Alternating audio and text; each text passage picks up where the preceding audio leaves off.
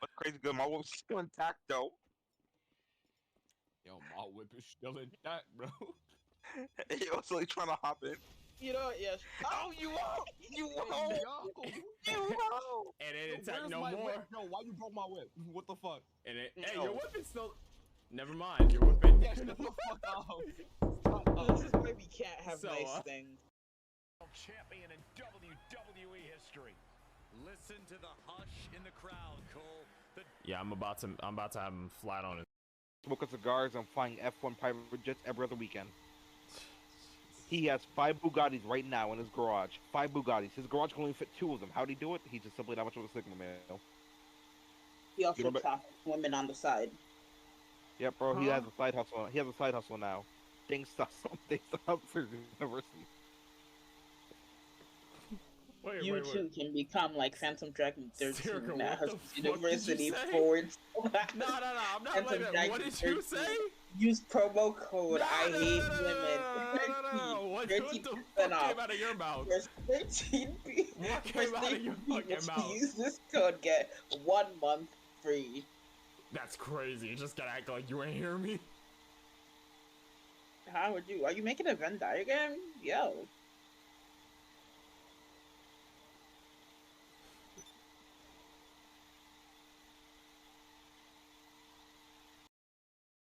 You gotta get what? You heard me. You gotta get your meat in. This man should have get the meat in his mouth. He's trying to get his cheeks stuff.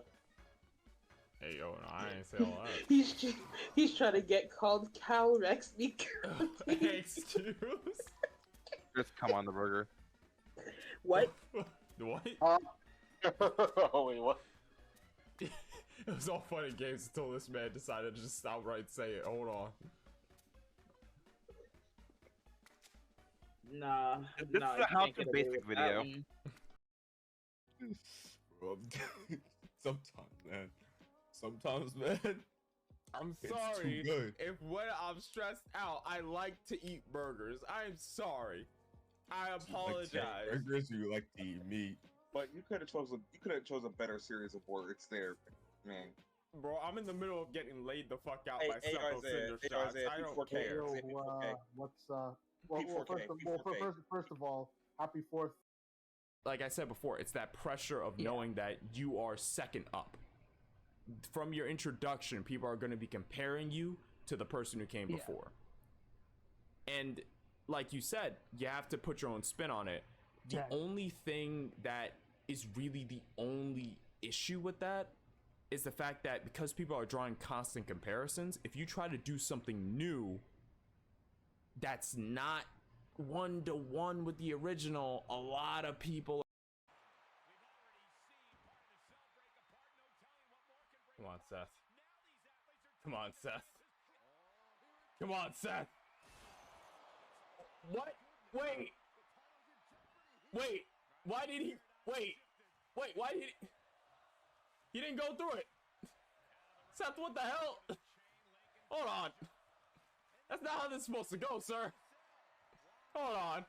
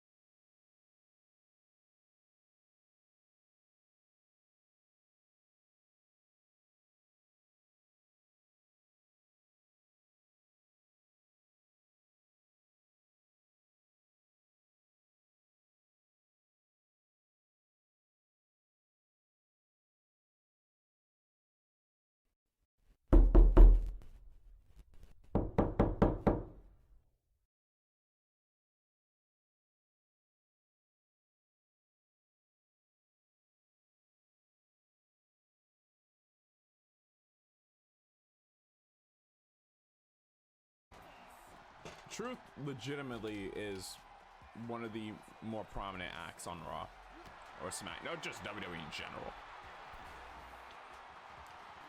Like, that man doesn't go into the Hall of Fame. Oh my God!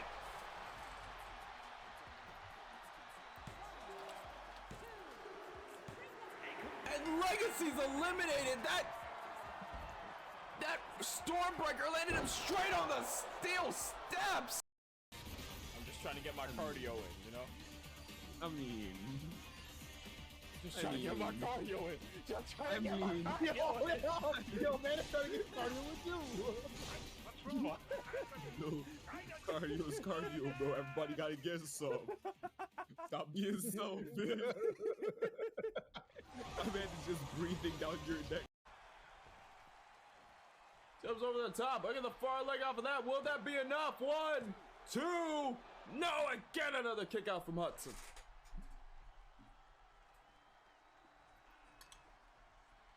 I'm afraid someone's gonna clip the comment I made earlier. Like I live in fear that that's gonna come back to haunt me one day.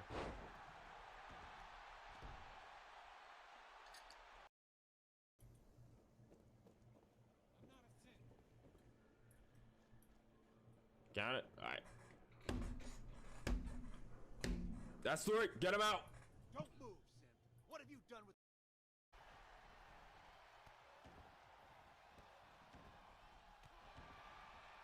Also, if I go quiet, I am currently eating, so a little bit of unprofessionalism at the table, but yeah, I skipped breakfast today, so I need something inside me. God damn it, why did I say it like that? Pause. God damn it. Ref getting out of the ring. What are you doing out? What are you doing out of the ring? What the? Oh my god!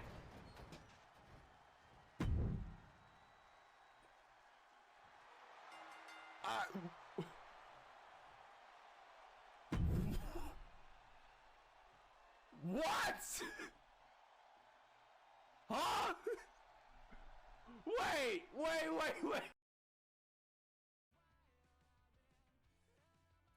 Who's scaring you? What's wrong? You can tell me. Go on. Go on. Stop staring at fucking gas. Go on.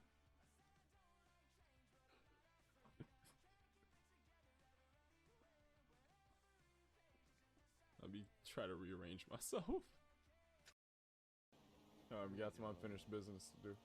Just need to take care of something real quick. There we go. Now I get. Alex going kind of fast. Alex. Oh, oh shit! Yo, is that Alex? Whoa. Yo, I was just really minding my business for real, bro. What the fuck? Yo, he really did do nothing wrong. I'm literally chilling, car in a car. I don't know. He was breathing a bit off there. I can see put it earlier.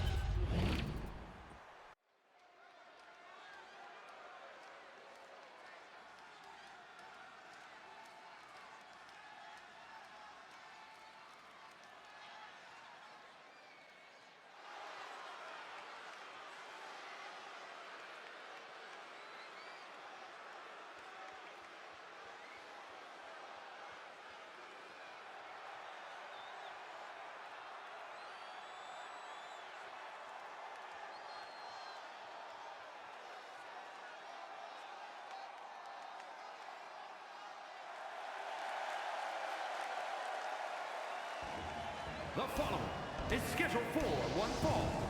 Making his way to the ring, representing Absolution from Oklahoma, weighing in at 218 pounds, the Viking Wolf King!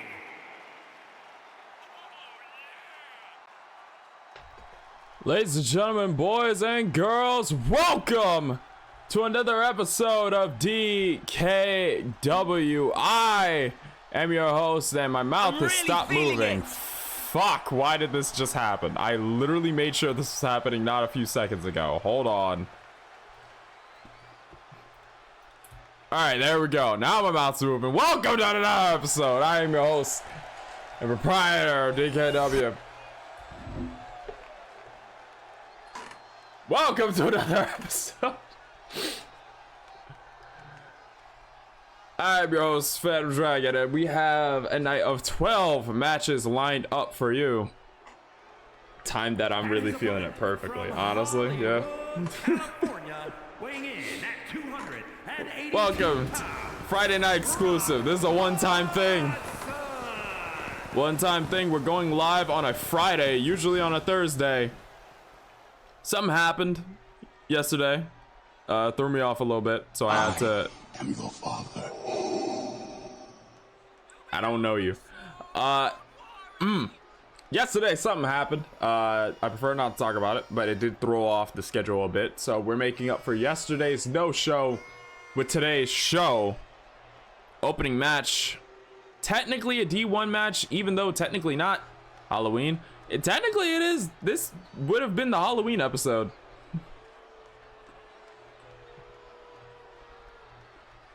Also, the finals of the D1 of the round robin section of the D1 tournament before we do tiebreakers.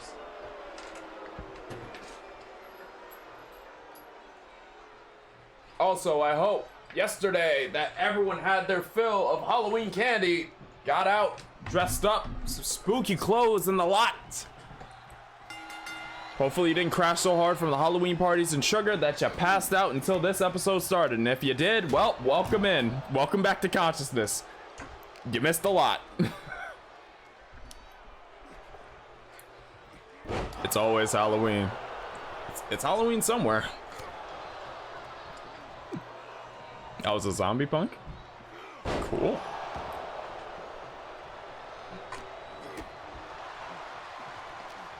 Deepex Zero and Hudson going at it. If you remember last episode, these two both finished off their D1s due to a little bit of an error on my side. Both of them wrestled twice last week to try to make up for that. And now, with them both finishing their D1s already, they're going to run back this little match. Dressed up for a Spider-Man trick, or I'm gonna assume you meant trick or treat. I did on Wednesday, but mostly wore regular clothes while taking my little cousin's trick or treating. That's cool. Hope they have fun dressing up.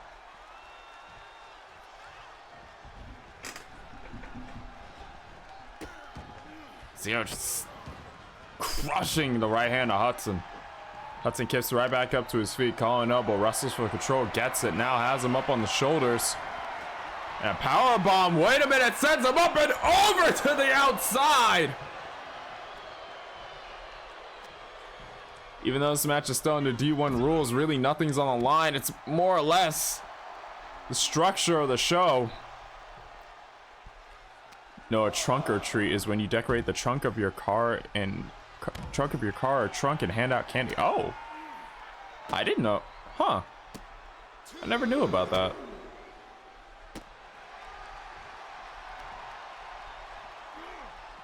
Huh. I've already heard Maria singing from a car going down the street. She has been defrosted. Oh God! I said Mariah. And Zero tried to go for a dive, but Hudson. But Zero missed the dive on Hudson, and then Hudson taking advantage. Now Zero back up to his feet. She has been defrosted. All is lost. No, we still have a month. We still have a month. We still have a month. Keep her on ice for just another month. There's still Thanksgiving. I don't care if you don't celebrate it. It's still there. It's on the calendar. Forearm to the back of the head. She should still be on ice for another month. When it's December, fine, it's her time. Do not defrost her early, I swear to God. A stomp across the chest. Wait a minute, Hudson. Tuck it in the head. Quick roll up, but a kick out at one.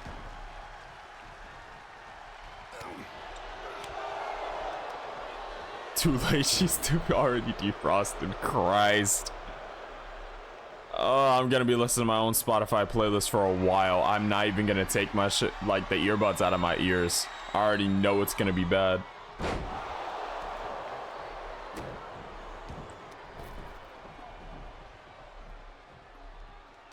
Tries to go for more. Zero rolls out of the ring. Ooh, big back suplex there. Now drops the shin across the upper chest.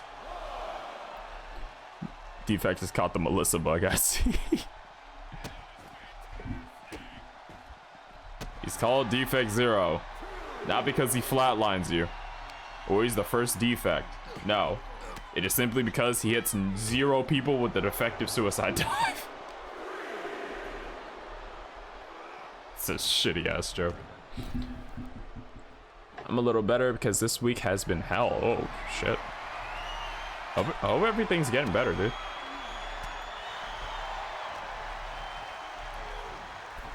Life throws everybody a curveball. I'm hoping you're bouncing back from it, alright. Now Zero using the... Oh my god! Use the ropes to get leverage on that superplex from the outside, and now look at the far leg kick out at 2. I have not seen Zero do that before. That is new. That is new. Now Hudson getting picked back up to his feet. Glitched him. Hooks the far leg again. We got 1. That's 2, and no, another kick out. I swear eventually it's gonna get to the point where the stores just ignore Halloween, start selling Christmas stuff in October, just like Thanksgiving. Exactly. I pray that never happens, I'm gonna be honest. Count of 2, and another kick out from Hudson. Like, I love Christmas as much as the next guy, right? But if there is a whole holiday between the last one and Christmas, it just gets ignored because everyone wants to play Mariah songs early, I'm gonna lose my shit. Hey, what's going on, Marty?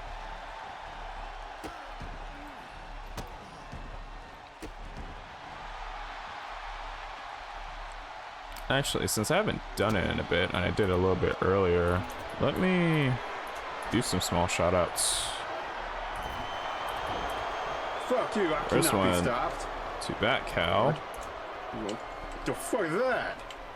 Ah, penis. No, well, tentacle. Same thing.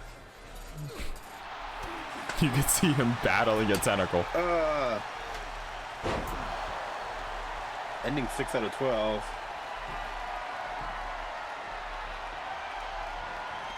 Oh! Floss Cypher! Back of the neck! And 1 to Mari. Well, I'm a virgin.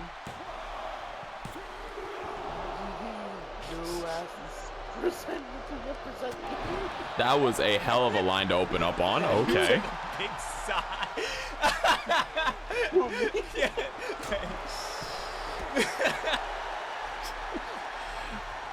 Click on those links, give them both a much appreciated follow. Mari, always entertaining, whether he's with or without Dazul at his side. A lot of energy. He's another brother. He also is a pro wrestler in real life, so if you can ask him some questions about the behind the scenes, maybe, or just maybe he can hit you with a couple of stories. He's always told some good ones.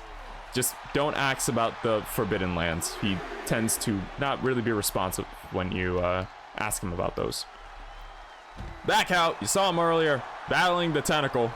Last seen playing Assassin's Creed 3 Remastered. Go give him a much appreciated follow. 2 very good friends of the channel.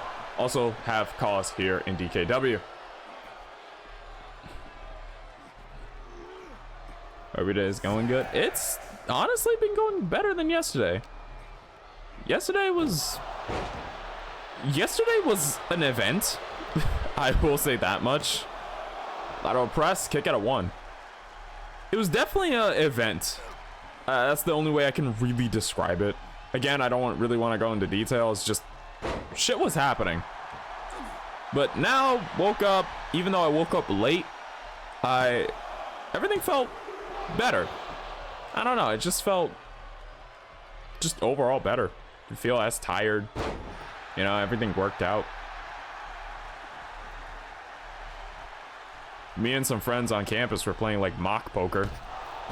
I won 2 rounds in a row, and when I had to leave for work, I just decided, you know what, fuck it, I'm just split like my pot among everybody so y'all can keep playing, and then just left. Then after that, work was pretty easy. I just zoned out for most of it. And now I'm here. Today was a lot more chill.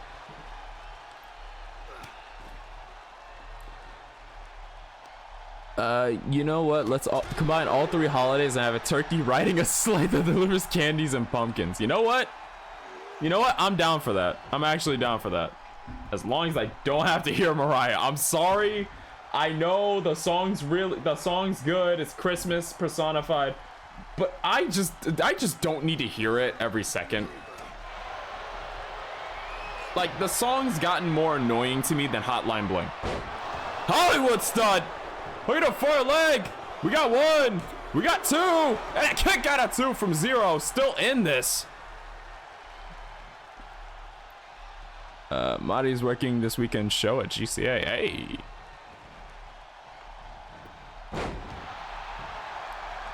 We got a far leg on Hudson after sweep of the legs. Count of 2. No, and a kick out. Speed 0 went. He just went for the pin like that. It's unlike him. I think at this point he's getting a little bit desperate to try to put this match to an end. But I think that knee to the jaw is definitely gonna do some work there. I'm just dealing with drama, but being here is always a safe space. Hey, I hope that's the case, man. We all need a break from what life throws at us. I'm just hoping I can make a good enough space for that. Hit him straight in the gut. Count of 2. Did the game just fucking crash as it was about to count 3? Dude, no. No. No, you motherfucker, don't. No. I think somebody needs... That was... Okay, what the fuck was that timing? What actually was that timing? What actually was that timing right before the 3? I understand that. What the fuck was that timing? You serious? Right before 3? Okay. Wow. Alright. That's wild. The timing on that is insane. The timing on that is wild. Whenever I feel well enough to stream Baldur's Gate 3, I'll play non-stop Christmas songs in the background. I ain't got no words. All you need to know, Bats, you already know how I feel about that. I'm not gonna be there, but if I'm lurking, I will be staring at the screen with contempt in my eyes. Coven has been a bitch this week. That's understandable. I hope you and Mjolnir are doing well. I heard you both got sick. I really hope you guys are alright. Especially since I know with certain times of the year, common colds and everything. And then like around the convention time, it's cold too, so stuff spreads like the fucking plague. Especially to get better, and I hope you guys are alright.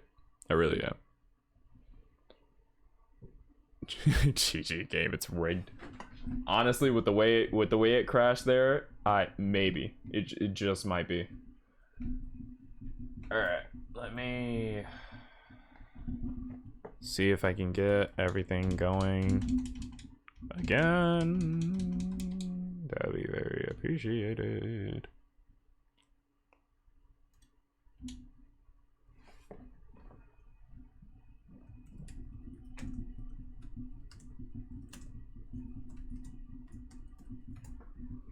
Alright, so if you do this. Okay, there's that. Universe. Continue. Do we have to restart the match? I think it might. Yeah, it's probably restarted the match. Yep, alright. So we gotta do this again.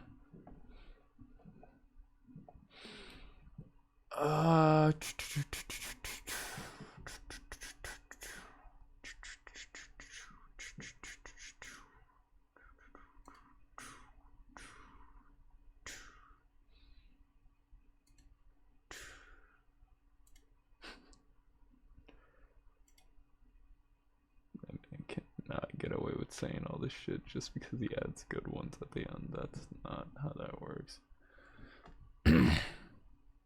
Welcome to my house, baby, take control now. We can't even slow down. We don't have to go out. Welcome to my house, play that music too loud. Show me what you do now. We don't have to go out.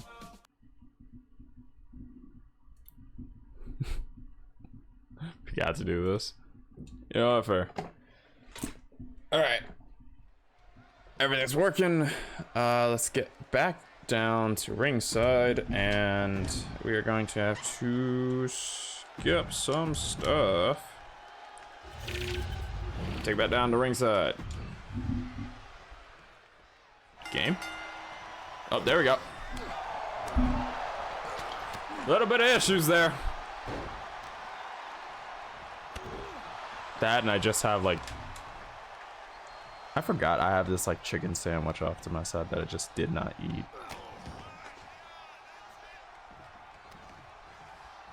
Like, I just have this.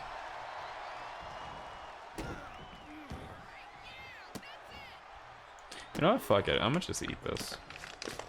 Why not?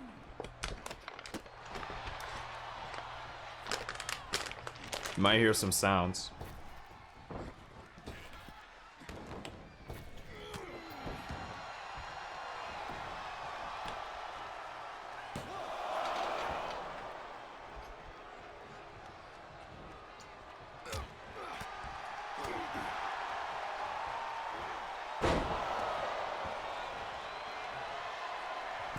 How is that slice of pickle so big? The fuck?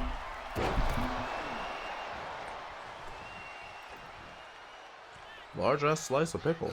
God damn.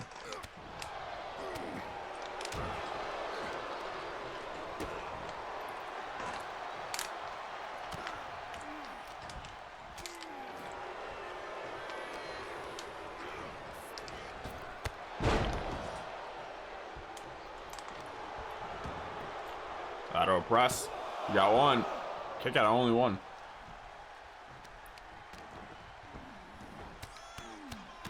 Ignore the crunching, I'm sorry.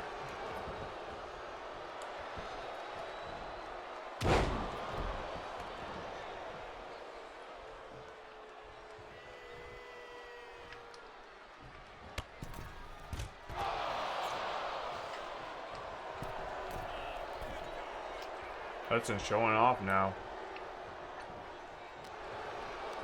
Joe backs up a bit. Irish whip gets reversed by Hudson over the top. Strike to the head and a drop kick sends him all the way to the outside.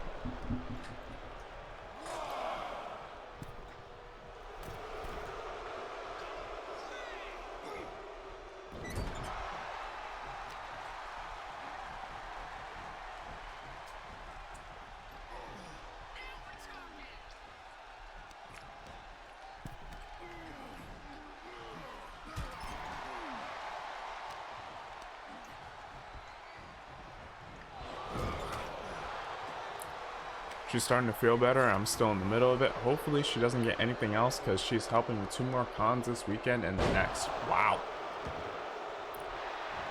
Busy time of the year, huh? Roll up. Kick out at 1.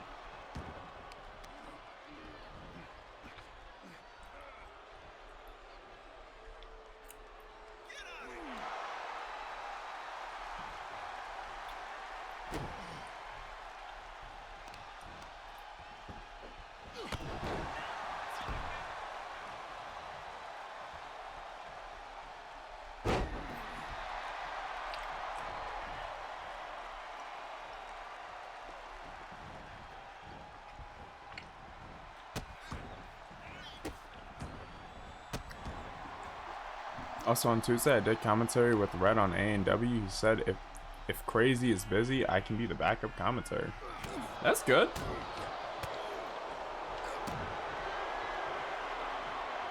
Get some good commentary bits going there. We're gonna far leg after a Hollywood stud. Count of 2 and a kick out. Zero not out of this yet.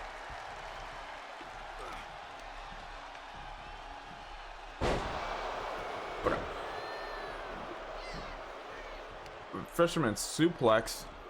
Got him rolling out. Enziguri hook to the far leg. You got one.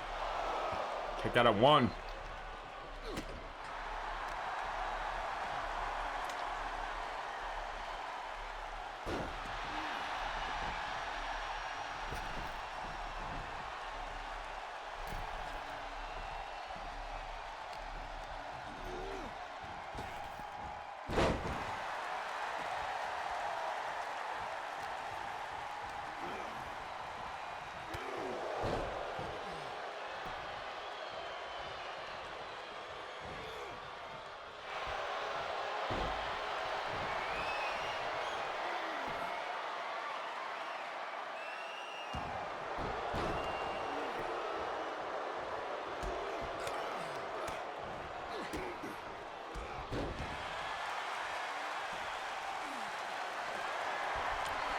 Last few cons of the year around here, trying to get Floss Cypher.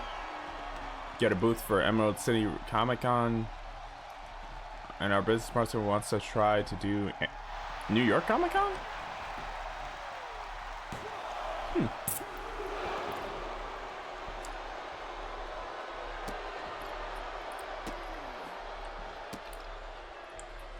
Yep, damn.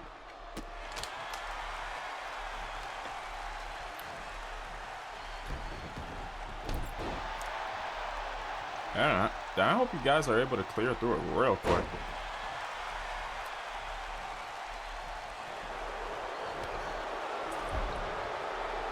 A lot of orange juice.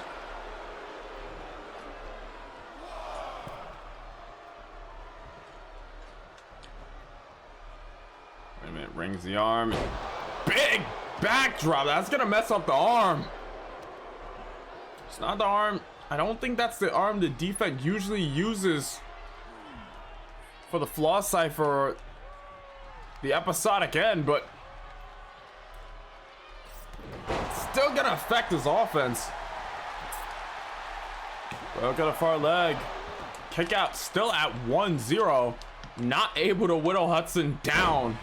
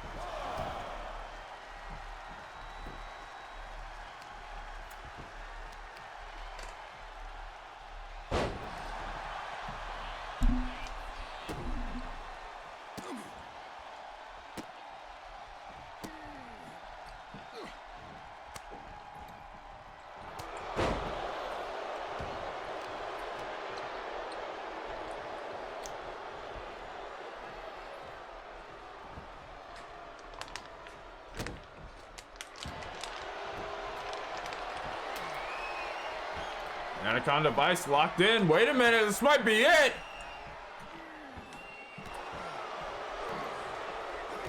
The Zero breaks out of it.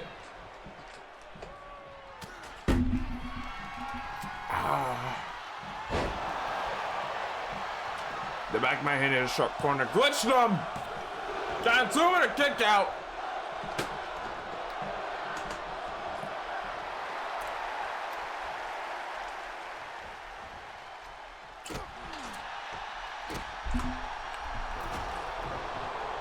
Have got in the way of the run up.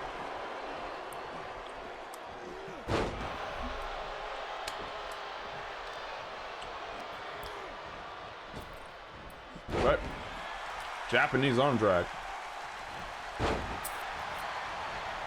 Now mounts Hudson and just starts raining on palm strikes. Right into an arm bar.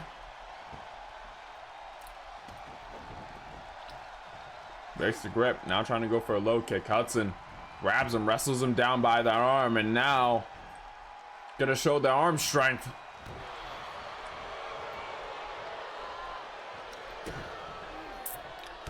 I'm willing to bet that right arm was trained by loneliness. By loneliness and long nights looking at the hub. Yes, I said that. I ain't taking it back. You forgot I have beef with this man. Tornado DDT.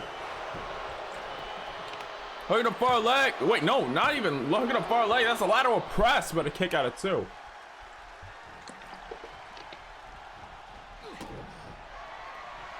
Okay, I got Hollywood stud. Look at the far leg. We got 1. That's 2. And that's 3. Hudson walks away with the win to kick tonight's show off and not crash this time. Thank God.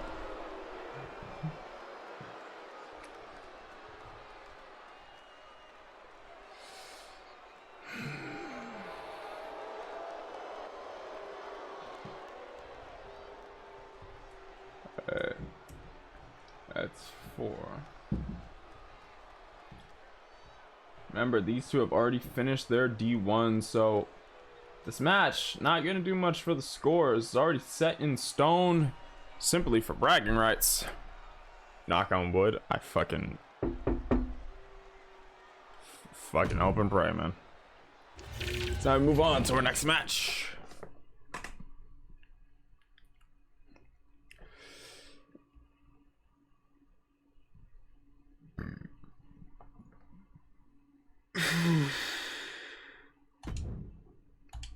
Oof, that hit. Next match. Aaliyah Amir goes one-on-one with Sweet Paw.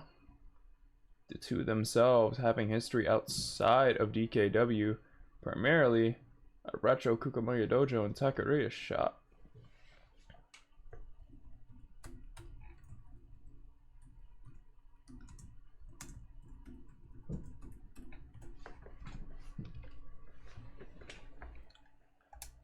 Not the first time these two have met in DKW, but the positions they're in, interesting situation. Amir, very much capable of tying. Making her way to the ring from Rancho, depending on this match. California, Ali Amir. So folks, allow me to regale you the story in terms of points. Aaliyah Amir, first match was against Victoria Salazar, managed to creak out a win. Anna Marie Mjolnir would be beaten by... No, I'm sorry. First match was a loss against Melissa Ewing. Second match, a win against Victoria Salazar. Third and fourth match, respectively, against Anna Marie and Mjolnir. Both wins for Aaliyah, leading her to 6 points total in this tournament so far. This match against Sweet Paw hinging on her tie for first place.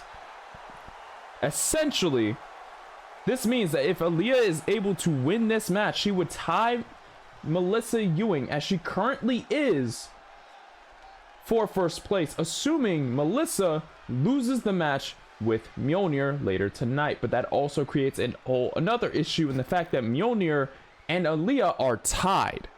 So if Aaliyah was to win this match and Mjolnir was to win her match with Melissa later tonight, it is an interesting scenario that would play out in terms of points. Maybe a definitive tiebreaker or something way bigger in terms of who would get to go to the finals. The Savior of Soul, the Queen of Bows, Sweet Paw on the other side. Her luck in this year's D1, much like the last one. 0 points, total losses. This is our last chance to get some points in this tournament and not go 0-5.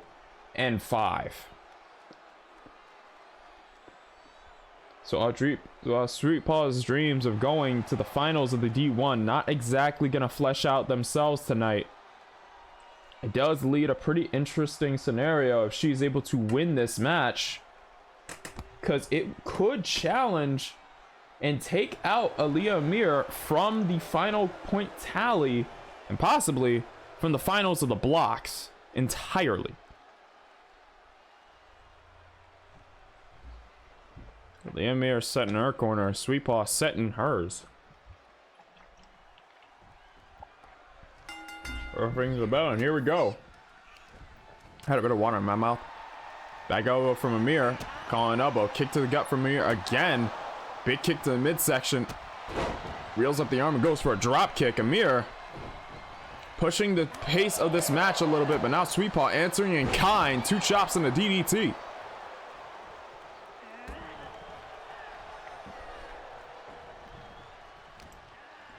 Calling elbow. Northern Light suplex from Amir. Kick to the hip, it looked like. And now attacking that leg. Amir, one-time D1 champion herself, won it in a tables match, would end up later losing the belt. But still had a pretty good showing with, oh my Jesus! Spring across the ring. That coast-to-coast drop kick, and now measuring from the top. Big kick to the head, and now hook of the far leg. We got one, and a kick out. Not enough to put Sweet Paw out yet. I was gonna mention Amir herself, a women's D1 champion, 43 days with the belt. Ended up losing it to Ellery in a hell of a back and forth match, if I remember correctly. Yet to try and yet to hold the Women's World Championship. Sweet Paw, the exact opposite. She essentially took that belt off of Danny Weaver, the inaugural DKW Women's Champion, ending Danny's reign at only 50 days while holding the belt herself for 105. So Sweet Paw, not only has she held the world title, she has held it one of the longest reigns. The only 2 reigns that peak hers or go beyond the amount of time are Velvet's holding of the title at 154 days and Anna Marie's at 133, and that's speaking solely of a single reign.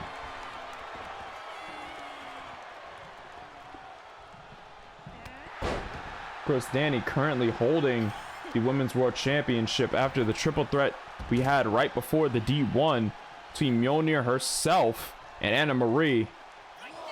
Danny managed to hold on to that title, and now the D1 on the women's side. Oh, wait a minute, Amir! Going up against Sweet Paw, harbored a little bit of Melissa. And Sweet Paw playing it smart, trying to meet Amir on the way in, tries to get her with a backdrop. Amir puts her knuckle straight to the cranium, breaks up, and now Sweet Paw using those elbows to break out of the grip. Kick to the stomach from Amir. Sweet Paw returns in kind. Irish whip, no, gets reversed. Big leg lariat. And now Amir, wait a minute, try to go for a gorilla press. Sweet Paw rolls up very quickly. Sweet Paw, very impressive technician in her own sense. Wait a minute, gets her in a guillotine now. Legs aren't locked, but keeping her head down. Amir noticed that, used the leg to gain leverage and got the hell out of that hold. Oh, a stiff kick. I think that kick was above the collar. I think it was more towards the neck, and a German suplex. Sweet Paw gets up, turns her around. Rear waist lock. Now, dumping the back of her head on that knee. Both these women trading blows back and forth.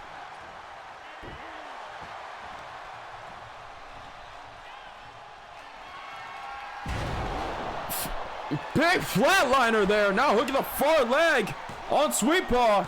Count of 2 and a kick out.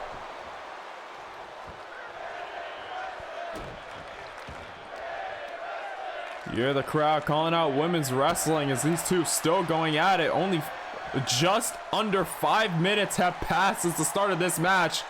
And now these two looking to put on a clinic. Sharpshooter locked in. Amir trying to put more force on it, but Melissa? Sweet Paw got her hand on the rope. Irish whip sends her into the corner. Big body slam. Now Amir heading up to the top. Form the distance, but now stalking, weighing, trying to go. Oh! I think he was trying to go for the double knee buster, but came up a little bit short.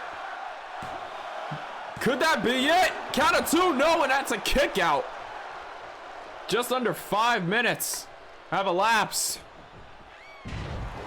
5 minutes and 15 seconds have elapsed. That was Amir, I think, looking for a dive. It hits it, crashing down to the floor. Two big forearms, tucks the head in. Big suplex sends her over to the timekeeper and the announcer. Now dropping the leg. A TV broadcast team. Oh, faked her out with the first kick, caught her with the second. Remember, count of 20 on the outside. D1 rulings, that will be a count of 20 will be considered the count out. So a lot of moves these two can do. Sweet Paw getting right back in the ring, trying to bait her, but oh! Try to do Pushi's MX move and look like. And now, oh! Moonsault on the back as Sweet Paw tried to get up. That is nasty, but the rope break. Ref saw it. That is gonna break up the hold. These two actually put on a really damn good match. Tried to go for something. I'm not sure, but Melissa Sweet Paw saw it coming. Sorry, my brain's on the tiebreaker in the later main event. Now kick to the again. Those high kicks. It looks like they're not even aiming for the body. Those are headshots.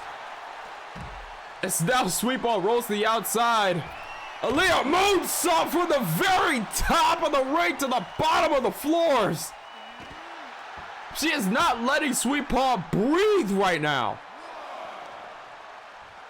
Now a knee to the side of the face. Picks her back up to her feet, calling elbow. Sends her off the ring post so you can hear the metal twang.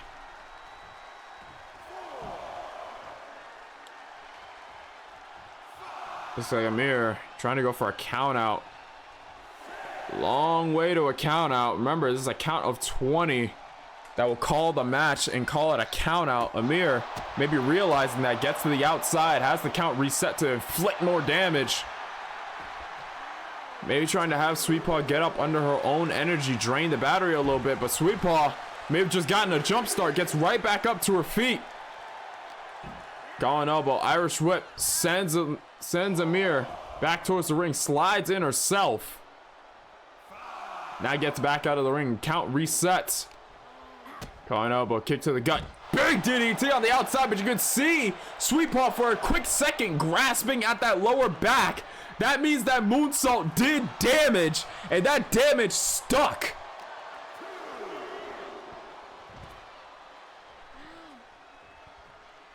Did you check general? I'm going to check it right now.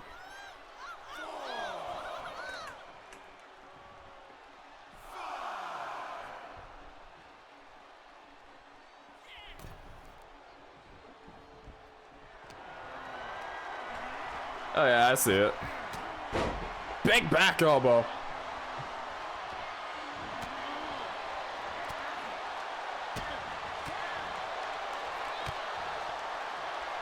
Sweet Paw just laying into Amir, trapping her in that corner with nothing but offense. And now bashing her head against the top turnbuckle. 10 beats off the top of the buckle. And now Sweet Paw maybe looking to put Amir's hopes of making it to the finals on ice. Wait a minute, Dragon's Claw got evaded. Amir got back up to her feet. Now again, Sweet Paw breaking out of the grip, aiming those elbows to the midsection. Someone in the crowd called out DKW. I appreciate you. Back elbow from Amir. Wait a minute, flatliner.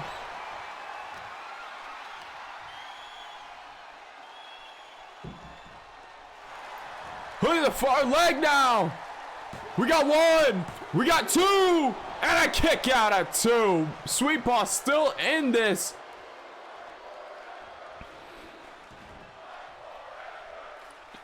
Fight forever ringing out in the stadium here tonight as 10 minutes have elapsed in this contest. Another body slam from Amir to Sweet Paw. Looks like Amir is gonna try maybe for that double knee buster again. Puts up the X to mark the spot. No! Sweet Paw moves out of the way. Wait a minute. She moved out of the way, turns her around. I think Sweet Paw is looking to put a bow on Amir and her dreams of a guaranteed No! And that's a kick out. The dreams are still intact. Sweet Paw, Sweet Tea, no, gets blocked. Kick to the knee. Shining Wizard. Reversal for reversal, blow for blow, finishing shot for finishing shot. I think this might be all she wrote. Yes, it is. That is 3. Here is your winner, Ali Amir. That was actually a really fun ending to a match. Hold on. They traded every signature move back and forth. They wanted that. That was a really fun ending to a match. GG to both women. Aliyah Amir now set at 8 points in the women's B block. Yeah, I showed you MX that Bushi does in general. Oh yeah, yeah, I saw it. It's been a while since I actually seen Bushi do that move. I'm not even gonna lie. It's been a while since I watched New Japan. I should sit down and watch it. When's the next pay-per-view? When's the next one? I thought it wasn't Destruction in Kobe. That's not it. That happened a while ago. I know it's November. So I think they would just be building up to Wrestle Kingdom.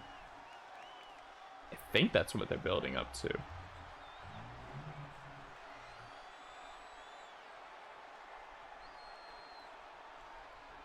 Is there something between? Ah, right, Super Junior Tag League. I forgot that happened. I forgot the Super Junior Tag League was happened. I forgot. I know the G1 was earlier this year, and then there was the World Tag League, and then Best of the Super Juniors also happened. Huh. Alright. I noted down the wins. I need to note down really quick before we move forward. Aliyah Amir's win. And Sweet Paw's loss. And that paints a very interesting picture, because now Aliyah Amir and Melissa Ewing are tied. So they could be the final match of the B block. The B block finals to see who makes it to that final match between the A and B block. The question is, with that being the case, Mjolnir, if she wins her match later tonight, would seal that at a 3-way tie of 8. It's not the first time we've seen a result like this, but it would be very interesting to see how this plays out going out later into the night. We get set for our next match.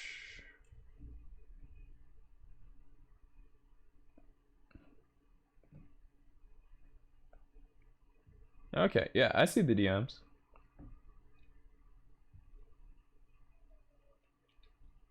I need to catch up on that. Because I've kind of taken a weird hiatus from New Japan. Like it wasn't like enforced, but I've just taken like a bit of a step back from it. I need to like get back into it and start watching again. So we move on to our next match. The Devil in White, Zachary Anderson, goes one-on-one with the Ice Giant. The sassy Ice Giant, Jotun. This is going to be an interesting one.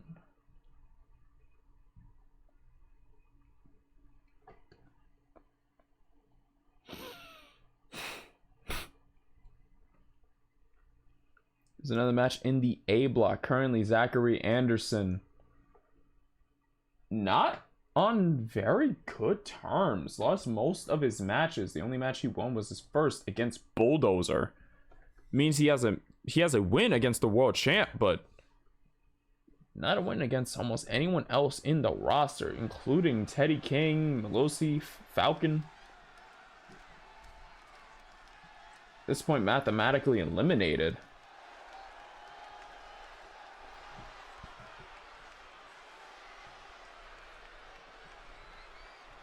It's going to be interesting to see how he vies in this match. Jotun, very much a similar story, except with 0 wins under his belt. Yeah, come on. Okay, come on now. You know what I was talking about.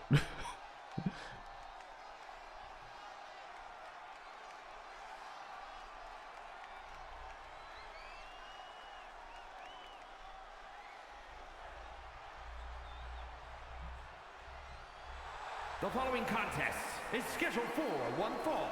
Making his way to the ring, representing Absolution from Brooklyn, New York, weighing in at 229 pounds, Zachary Anderson! Too sweet. Too sweet. Like I said earlier, Zachary Anderson, the Devil in White. Overall record 6-4. Those 4 losses, ironically enough, came from a one-off and mainly this D1. Zach Anderson has not had the best of times. With Melosi, Falcon, Teddy King. He had his first win against Bulldozer, the world champ, but has not seen success since. So he's going to need to build up a little bit of momentum to get out of here. He thought he could go on to claim the D1 title, maybe challenge for the world title. With him being mathematically eliminated, his best chance would be to build up some steam, use the fact that he's pinned a world champ to get a shot.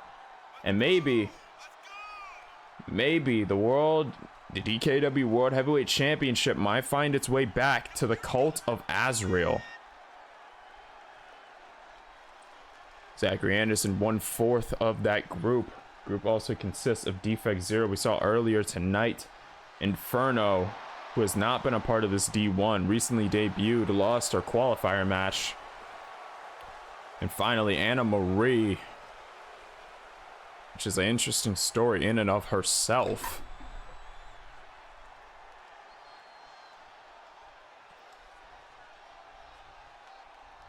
It's the Cult of Azrael.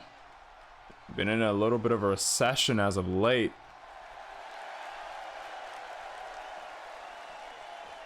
Heaven's Angels have been rolling in the D1. They have been doing very well. The only thing that seems to stop a Heaven's Angel is another Heaven's Angel. Which is ironic that both sides of Heaven's Angels, the men and women's side, find themselves in the same block facing each other.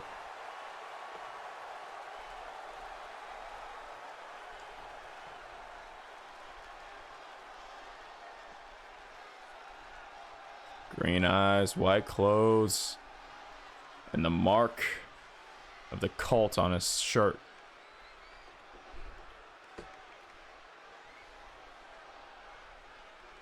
And now, from demonic to erotic.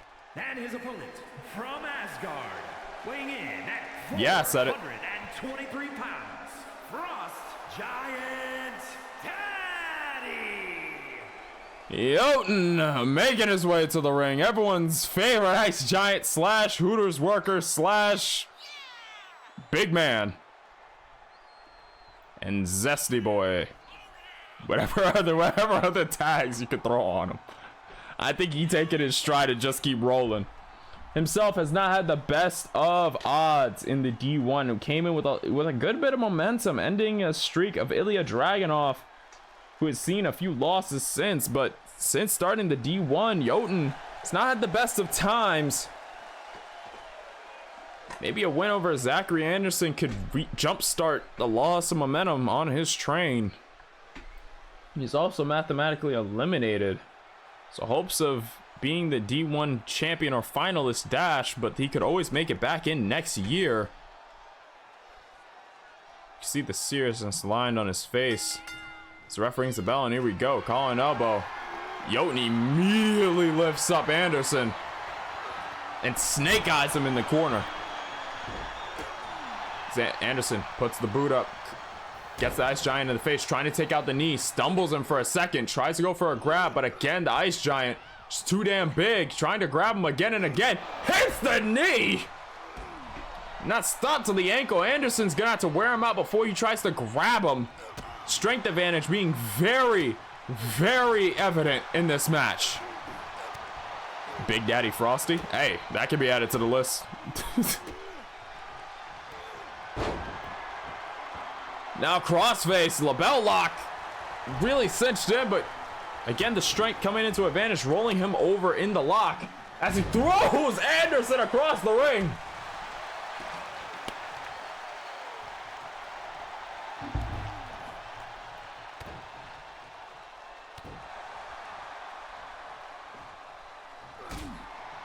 Kick to the head, has him stumbling. Now hoists him up on the shoulders. Hangs him up with the top rope. Drives that knee right into the thigh of Anderson. Rolls him down, hook at a far leg. We got one. We got two, and a kick out by Anderson. Already at 2. Only a minute 30. The Ladies Winter Wonderland. That sounds like... that... Alright. Tries to trip him up again. Jotun again not budging. Heads over to the ropes, but again repositions himself, maybe between himself, Anderson, and the ropes. The big power bomb now turns him over. Jotun not done with the assault. Drives his knee into the mat. Jotun apparently taking cadence with the fact that he tried to aim for his legs. Returning the favor in kind, putting an equal sized target, tries to go for a splash, missed it. Big super kick there, wait a minute. Hood leans over into it, count of 2 and a kick out. The quick super kick caught him on the jaw. May have set this match in motion for Anderson. Now he lifts him up, catches him with exorcism, I think. Pretty sure the name of that is the exorcism. I could be wrong. It's been more than 2 weeks. My brain's erasing shit. Oh, I got a far leg. We got 1. We got 2 and a kick out. Knees to the gut. And Jotun swinging a wide fist. Still got a far leg. And a kick out of 1.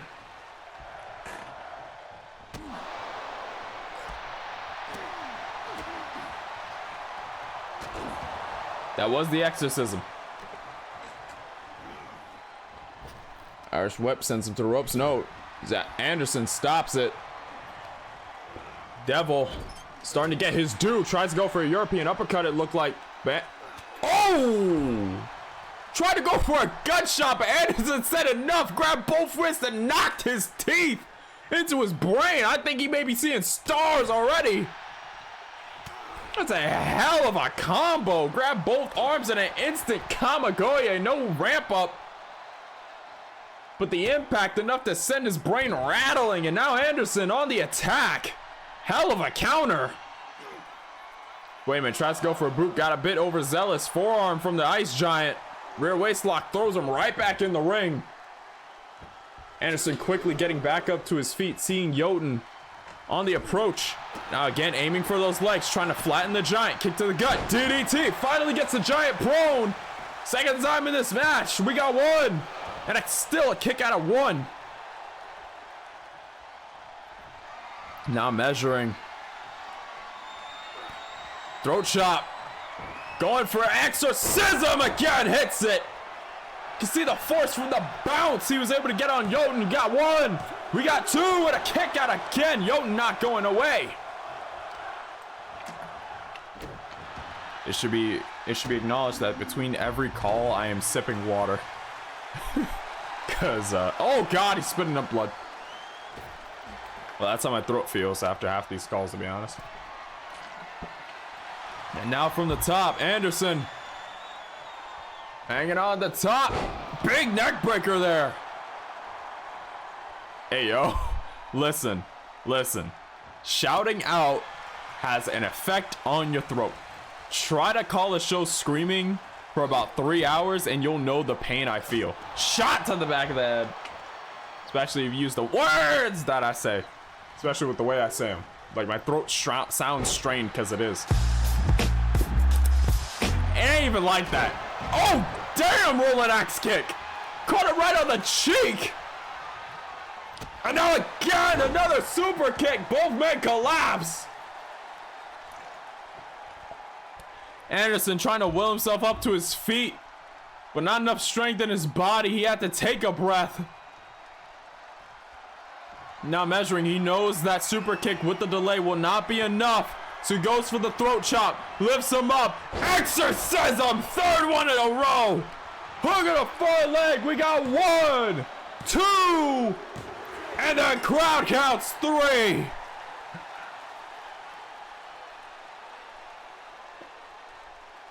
Here is your winner.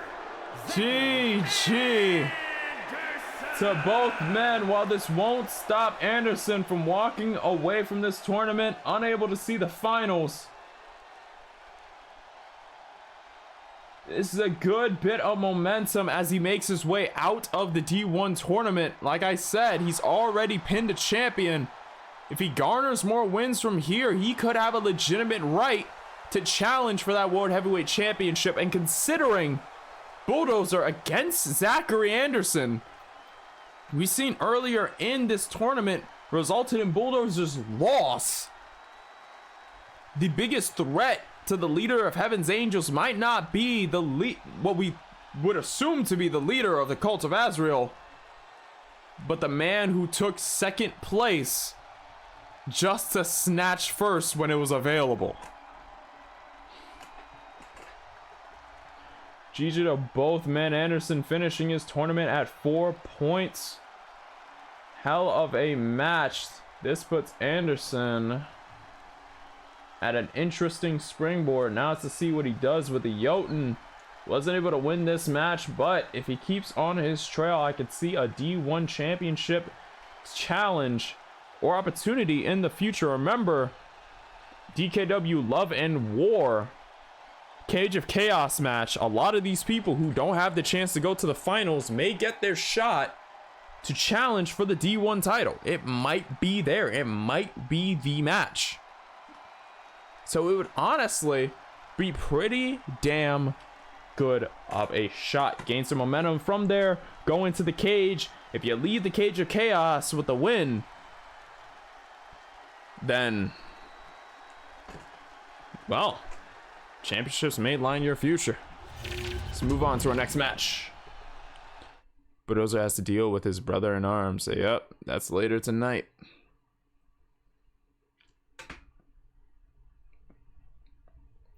Now going from the men's A block to the women's A block. Next match up on the card, Karina Cortez goes one-on-one with Isabella Tigress.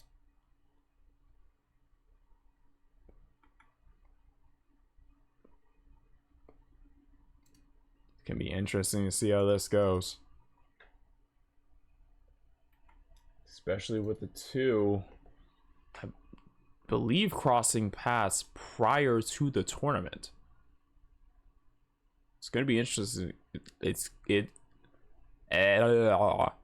It is going to be interesting to see how they play off of each other. There we go. It's gonna be interesting to see this. Let's head down to ringside.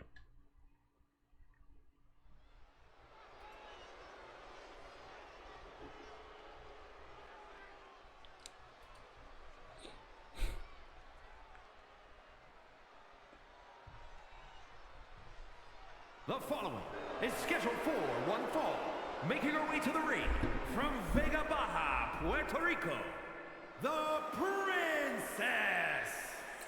Ladies and gentlemen, Karina Cortez. Believe the youngest member of her family. Most recently entered wrestling. A little bit from her past, you probably don't know.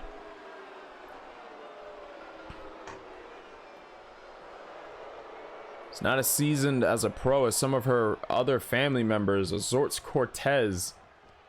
If you've been around our neck of the EFED woods, that may drag back some memories. So far in this tournament, it's not had the best of luck. The lead from the Amazon,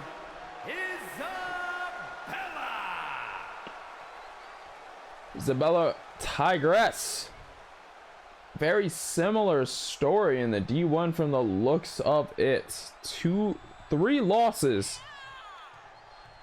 in the D1 this year. Rookie year in the D1. I believe the same may be said for Karina Cortez, though I could be no, I'm probably incorrect. I'm incorrect about that, I think, because I remember her being in the previous D1 tournament. I recall, I believe. Isabella Tigress, not the best intro year to the D1. Lost drop matches to women like Hinoka Ryoga, Isabella Tigress, wait, what? Hinoka Ryoga, Minerva, and Yuno Arai, sorry. But she does have a win over Velvet Dove, the women's champion. The only loss Velvet Dove has suffered in this D1 tournament. Very interesting to note. She might find herself in a very similar position as Zachary Anderson in the previous match. And this booking is not done on purpose. I swear, this is purely by coincidence, and I'm noticing things as they pop up. Isabella pushes Karina off, and already on the attack. Like I said earlier, Karina only had 1 win in the D1 so far. Yep, 1 win, and that was against Hinoka Ryoga. Someone that, funny enough, Isabella Tigress lost to. So that is a little bit of an interesting situation there. It's Karina Cortez now starting to fight back. Paints an interesting picture. And a springboard moonsault to the back. Means the arm kick to the stomach. Works her back up on her feet. Calling elbow. Grabs her by the scruff of her neck. Plants her up on the ropes. Now going off of the ropes. Big stomp to the midsection. Another stomp, really trying to drive the foot in real deep. She gets back up to her feet. Kick to the chest. Now really reeling back on the head. Those are off. Isabella's all over Karina here tonight. Not giving her an inch. Hook at the far leg now. We got 1.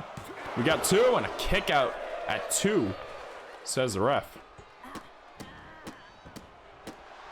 More stomps to the chest. Karina moves out of the way. Tries to go for something, but it's stopped by Isabella.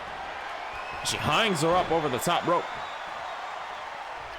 Now she's raining down fists again. Izzy not giving her any room to breathe.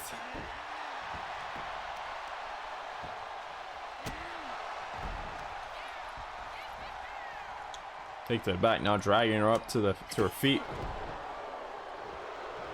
Karina goes for a lateral press. The ref took a little bit of time. I'm not sure what he was distracted by, but a kick out of 1. Karina turns her around, rear waist lock into a neck breaker. Izzy kips right back up to her feet. Again, Karina trying to go over to the ropes. Gets stopped. Use the ropes to her advantage. Get in the driver's seat. Overhead shot. Gets gut checked for it. Calling elbow again. Big Michinoku driver. Now hook at a far leg. Trying to pull her in, but a kick out of one. Not a very steady pinning position from that driver there. Sends her head to that top turnbuckle. Karina fires back with an elbow. Wait a minute. Stops Izzy before she's able to connect. Big suplex. That one landed her in the corner. Two amigos. Looks like three. Now hooking a far leg. Ref again taking a bit of a trip around the world. This motherfucker saw Paris before he went down to count that. What the hell? Calling elbow again. Big spine buster from Karina. Now starting to fight a little more offensively. Big super kick to floor. And now taking off towards the top. But Izzy getting right back on her feet before Karina is able to leap. As Izzy stops Karina from doing whatever she wanted to do on the ropes. Hoists her up. Hangs her up over the top rope. She's got that fight in her, just like her brother. Maybe someday we'll see the Ultimate Tiger in DKW. Just maybe. With the ripcord knee strike timber. Got two and a kick out. Ref, do your job and count instead of running away like a kid having candy. Honestly. Big elbow. No, misses the mark. Drives the back of Izzy's neck down on that knee. Ref taking a little bit of time to get there. Kick out before one. I'm gonna be honest, if I was Karina, I might have slapped the ref there. I'm already mathematically eliminated. I'm pressed. I am pressed. You really took all that time to get counting. Big frog splash lands it. Look at a far leg now. Ref down quickly. Count of two and a kick out. At least that time he was on time. Chance of women's wrestling reverberating off the walls. Drop down from Karina. Tries to go for something, but Izzy fires back with a forearm. Now just unloading Muay Thai knees into the midsection. His ribs are tenderized. Now shot to the face from Izzy. Karina flies off the ropes. Big crossbody to intercept. Look at the far leg now. Wait a minute. Count of two with a kick out. And now Karina egging on the fans a little bit. Not sure if that's what she wants to do. So she unloads a forearm. Izzy gets right back onto her feet, but caught in a drop kick before she can connect on her lariat.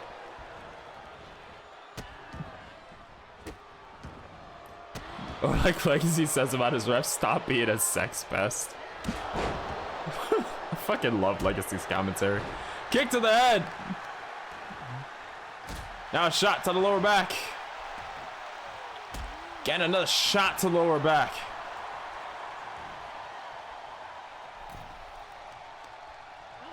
And now pulling on that arm. Trapped in the corner is Karina. As Isabella grabs her head. Goes off the turnbuckle with a Hurricane Rana.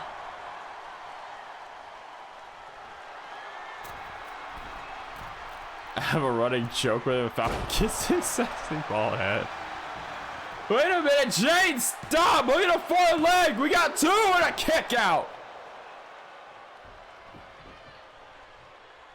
Not enough to put Karina away, though. I feel like whether Karina likes it or not, Izzy. No, wait a minute. Thought she was going for something, but swings out the ropes, catches her with a bulldog.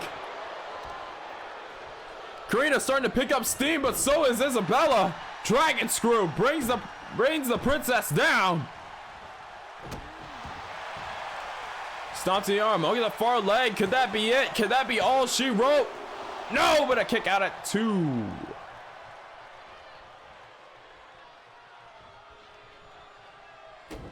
Stomp to the back of the head. Kick to the lower back.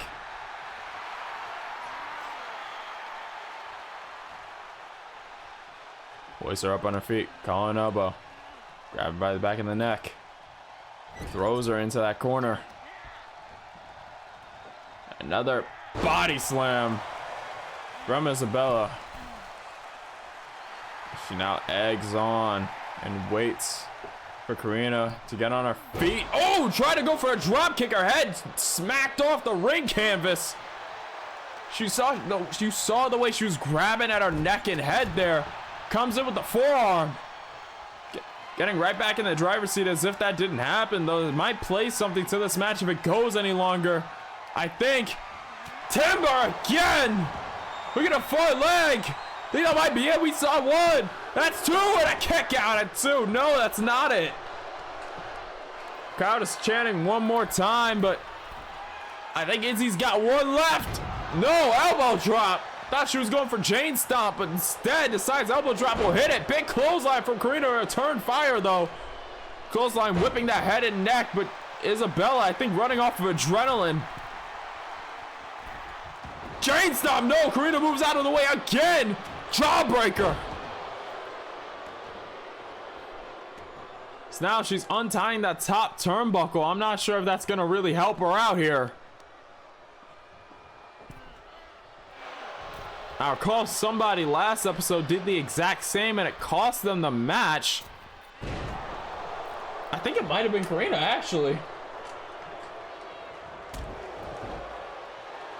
It was Karina. That was in her match against Minerva. Her match against Minerva last episode. Removing that top turnbuckle is what allowed Minerva to bring out the brass knuckles and knock her out cold. It seems like she might be repeating a mistake. That might not be the best idea. As now Izzy kick to the gut. Brett taking a lot of time to set up that top turnbuckle. As now her foot getting lodged to her throat. Izzy is not a dirty fighter. She's not. But I'm just saying, taking the turnbuckle off that top turnbuckle last time cost her the match. It's not a smart idea to do that again if you can't use it to peak efficiency. Minerva proved that last week, and she almost repeated the same problem. Big mistletoe drop kick from the heavens, and now Izzy looking to make Karina dizzy with the dizzy driver. Look at a far leg. We got 1, 2, and that's 3. Not a good ending for Karina Cortez. But for Isabella Tigress, this ends her off with a win under her belt. If I have one bit of advice for Karina, ditch the turnbuckle. It's not helping. It's not. It's really not. Kind of shot yourself in the foot not once but twice.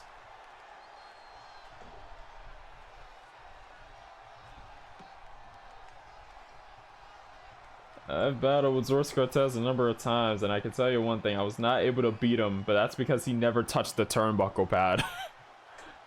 So I'd advise maybe straying away from that in future altercations. But to Isabella Tigress, congratulations on the win, finishing her tournament at 4 points. Karina finishing hers at 2 points. So now we move on to our next match. So we get the ring set. Actually, wait, I haven't been... Crap. I could have been doing some interesting stuff. Let me open this. Let me go over here. Because I could have ran not polls, predictions. Right. Can't believe I forgot about that.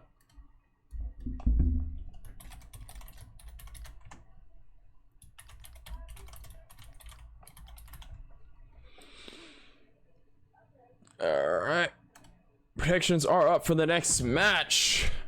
Teddy King goes 1-on-1 with Malosi Talatunu. Ah, shit. It's alright.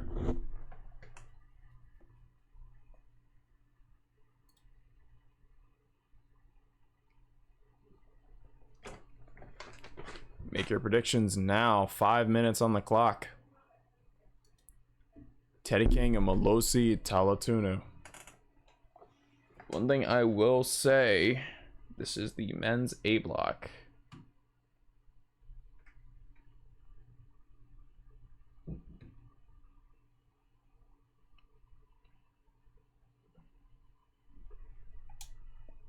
So we head down to the ringside.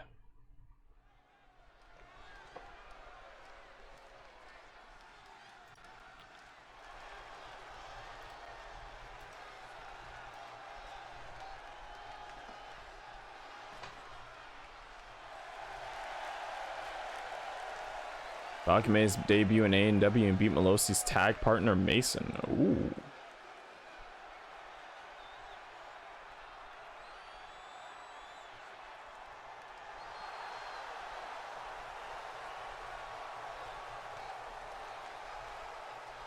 The following is scheduled for one fall, making his way to the ring from San Juan, Puerto Rico, weighing in at 245 pounds, the Dragon Grand Prix Champion, Teddy King! Teddy King, currently the longest reigning D1 champion in DKW history.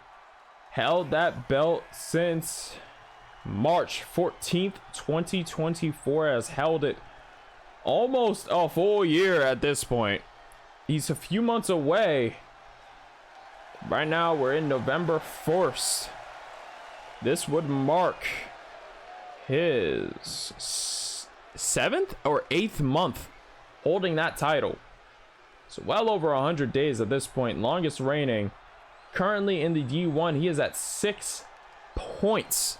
Looks to top A block and maybe be the first D1 champion to retain, though he has this man in his way. 326 pounds. Malosi Talatunu.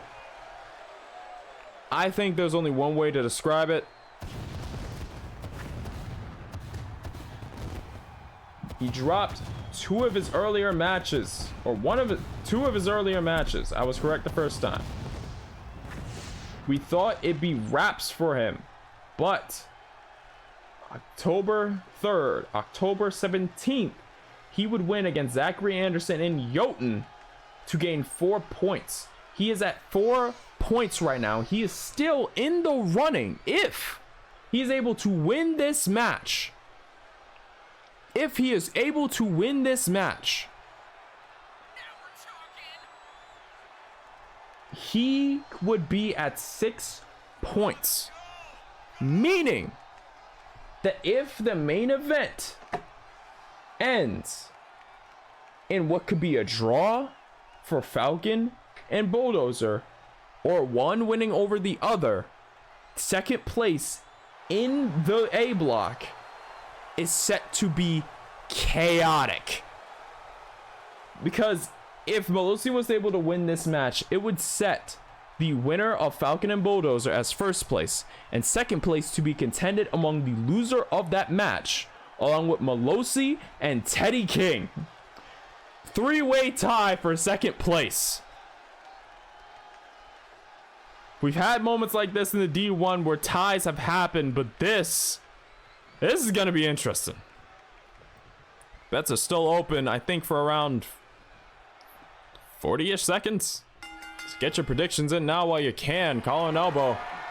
And now we already get things started. Toss him out to the middle of the ring.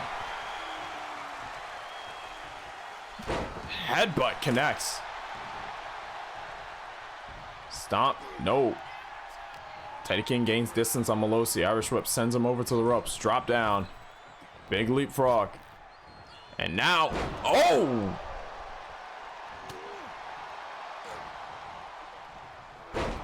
Now DDT to follow that. Teddy racing off the ropes. Very quick to take the advantage. Very quick to take the advantage and the offense to Malosi. A drop kick to the side of the head. Turns off the ropes. Big crossbody. Turns midair to get the right angle. Goes off the ropes. Again drops that knee. So he gets back up to his feet. Call an elbow again. Pushing him up. Big slam, and you can see Teddy grappling at the lower back. That's gotta have some damage on it after that. Big clothesline.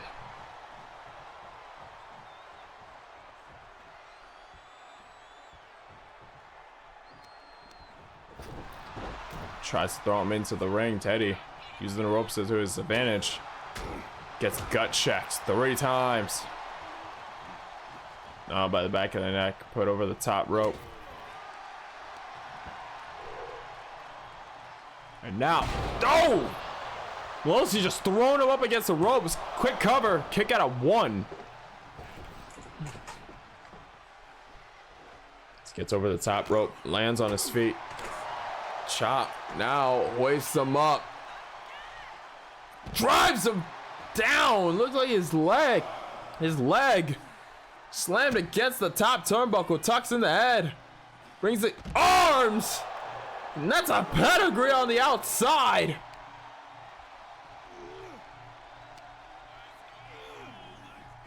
Throws him right into the barricade. And Irish whips him straight back into it. That is going to do some damage to the lower back. That is metal, pure steel, only covered up by a thin layer of cloth. That's only going to prevent a cut, not from the pain of having metal bash against your lower back. Count of 6 already. Malosi goading Teddy King into the ring. He gets it. Going elbow. Hoists Teddy above his head. Drops away. Stomp to the outer arm. Stomp to the lower back. Or knee to the lower back, rather.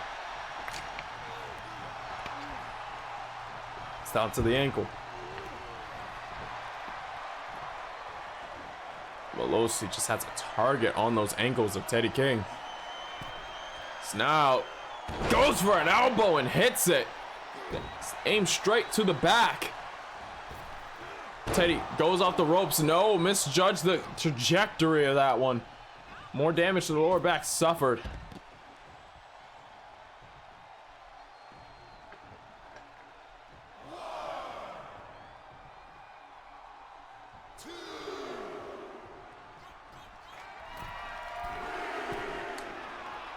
Up to the top. Goes for the headbutt, but misses.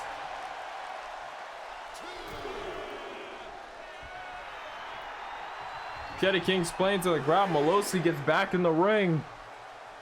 Teddy gonna take his time trying to find a good angle, but Malosi very quickly giving chase. Both men collide. As Teddy bashes Malosi's head against the ring apron. Get shot, kick, right head, and a reverse knee. Now kick to the lower back. Multiple stomps to the chest, no mercy.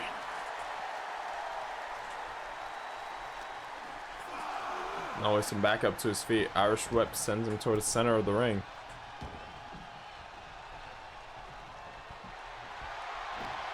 Wait a minute. Rings of Saturn, it looks like. Teddy King trying to go for a submission here. It's rare we see him force himself to do stuff like this. Usually only forced. But Malosi manages to break out, drop kick to the side at Teddy King's head. Return from earlier. Takes him back up to his feet. Kick to the gut. Rings the arms. Pedigree again. Teddy King rolled over now, getting into the pin. May have given him a little bit too much time. Count of 2 and a kick out. Not enough to keep him down. Gotta imagine he's waiting. Fall to the king somewhere in Malosi's future. But Teddy being very deliberate about when he uses it. That's how he's held on to that title for so long. He can't use it at the nearest mention of a finish. He has to preserve it. He has to look for the right moment. One of the few things I do actually admire about Teddy King is how he knows when and where to use his moves. But again, going right back into submission. Wait a minute, is he gonna... And Malosi's forced to tap! Teddy King! Here is your winner, Teddy King! Hits 8 points and stops Malosi dead in his tracks. I believe Project Chaos may have fallen apart. I believe Project Chaos has just came crashing down. Teddy now at 8 points. The match between Falcon and Bulldozer is going to decide who faces Teddy King.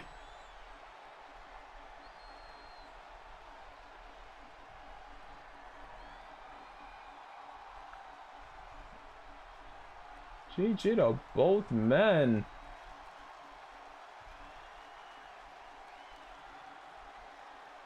Let me get this noted down.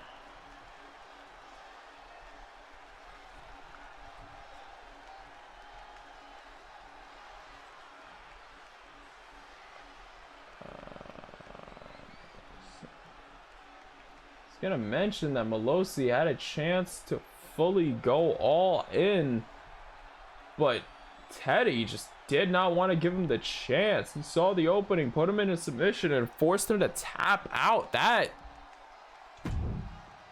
was one of the quicker matches tonight.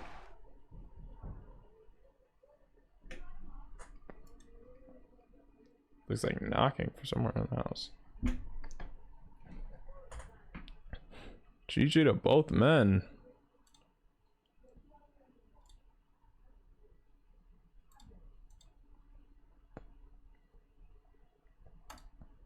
Teddy King wins that match. Now,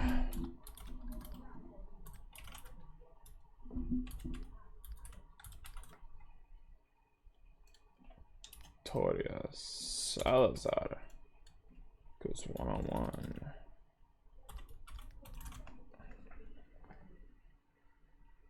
Polls are open for the next match. Victoria Salazar goes one-on-one with Anna Marie. It's going to be an interesting matchup. Both these women. They've met a few times in DKW, but in this case, Victoria Salazar at 2 points. Anna Marie also at 2, mathematically eliminated, as both top point getters are at 8.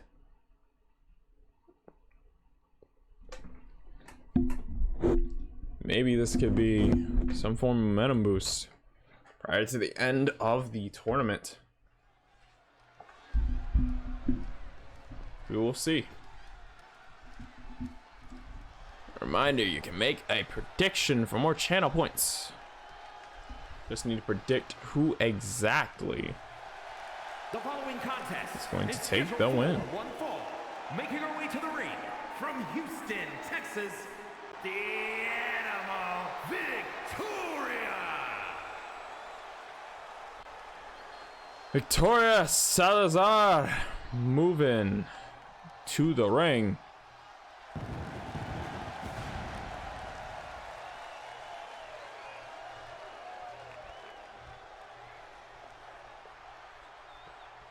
Victoria moving towards the ring. Good bit of confidence and a lot of determination in her eyes.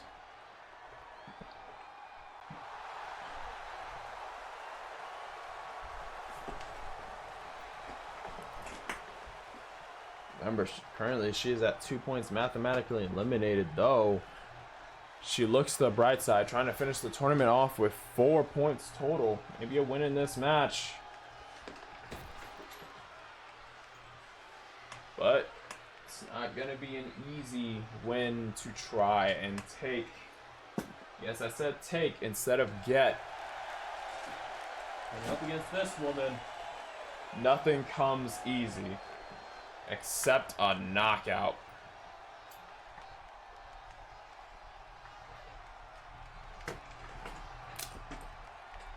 Ah. I rolled over my wire and it yanked my headphone out.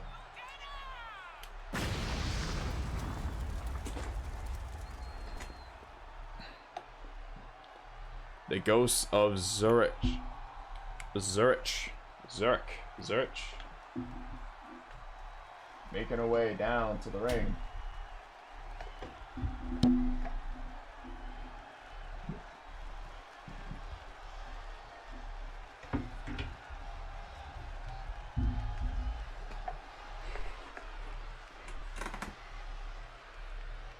Anna Marie.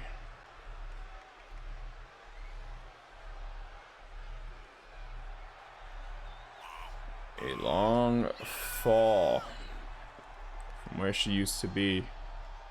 Top of the women's division, 2 belts held over her head.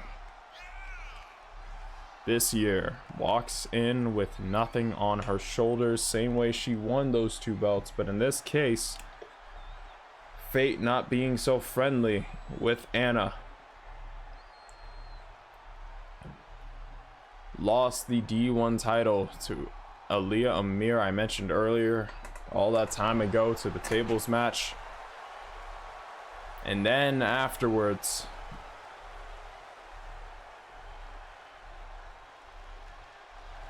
would lose the World Women's Championship. First to Melissa Ewing before getting it back in a rematch, and then to Danny Weaver at Collision Course.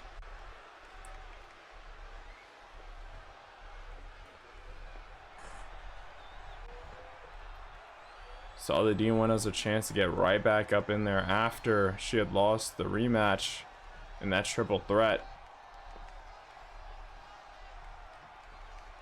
Now, let's face that, you gotta imagine what's next. Her and Danny's problem with each other doesn't seem to fade out. I can't imagine. Is Victoria very quickly taken into to Anna Marie.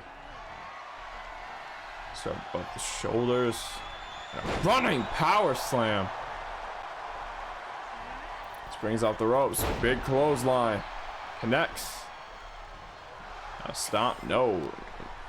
Victoria looked like she's trying to go for a gut punch, but Anna working over that left arm, she swings with so much. Now pulling at the arm, trying to pop the shoulder socket.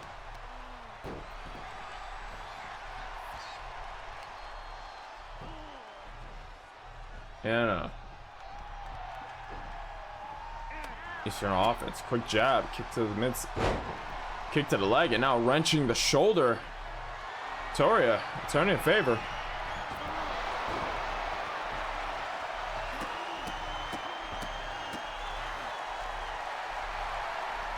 Tries to go for more, but she hops right back up to her feet. She reels the arm, snaps it. Now it's hacking that left arm. Look at the far leg. Count on one and a kick out.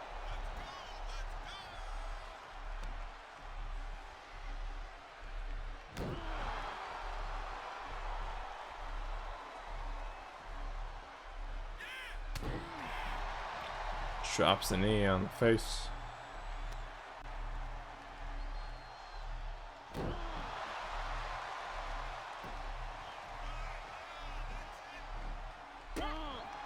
Look at that.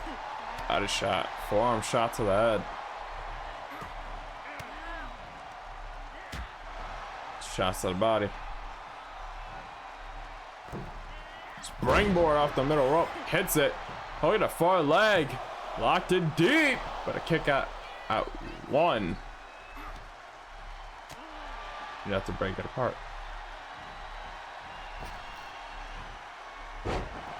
Big splash.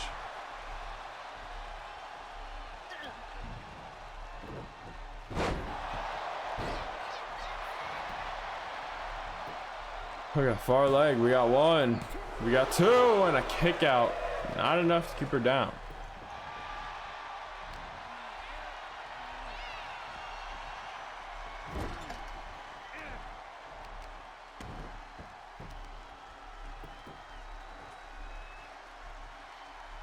Love it.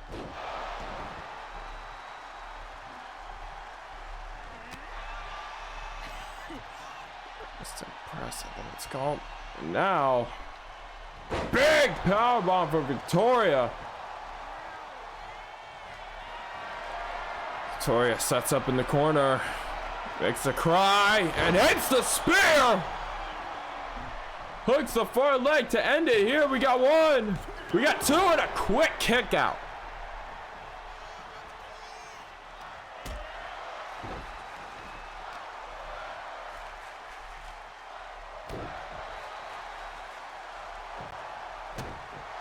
Go from the top. Oh, an elbow.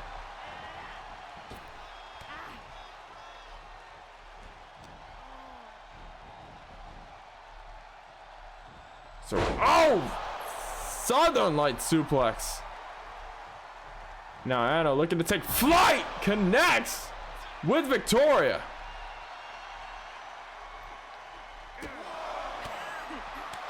Good chop. Kicked in midsection.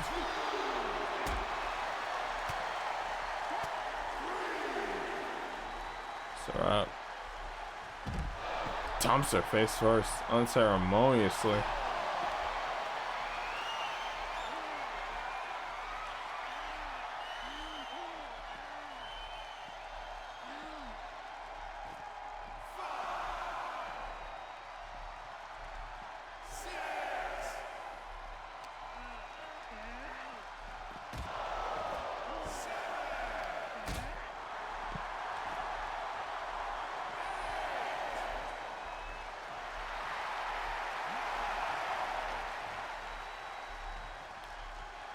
And back into the ring. Victoria took out the top turnbuckle pad. I'm not sure why.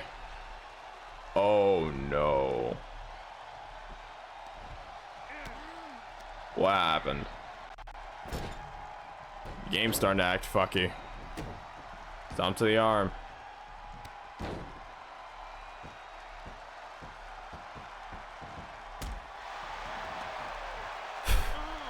Game's acting fucky. My brain is like logging in and out. Maybe having a chicken sandwich before the show was a bad idea. Oh, wow!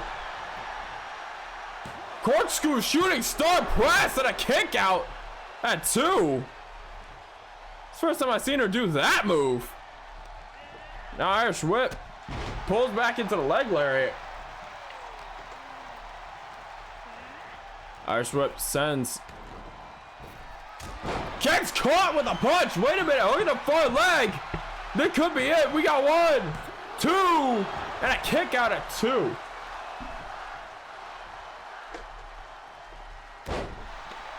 Drops the elbow.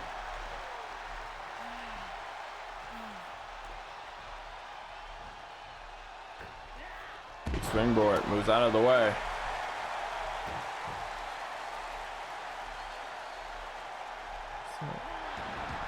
Aaron at her nose.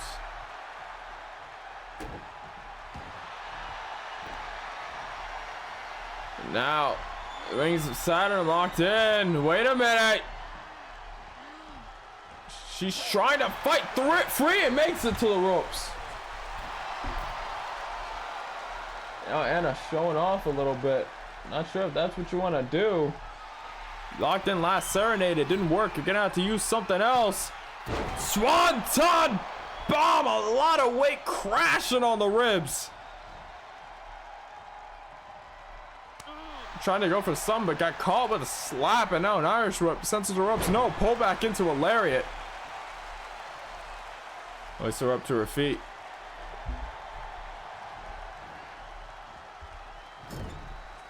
Head into the turnbuckle. Elbow shot. Evens it out. Runs in. Rings the arm. Oh! Nails a super kick while she was kneeled.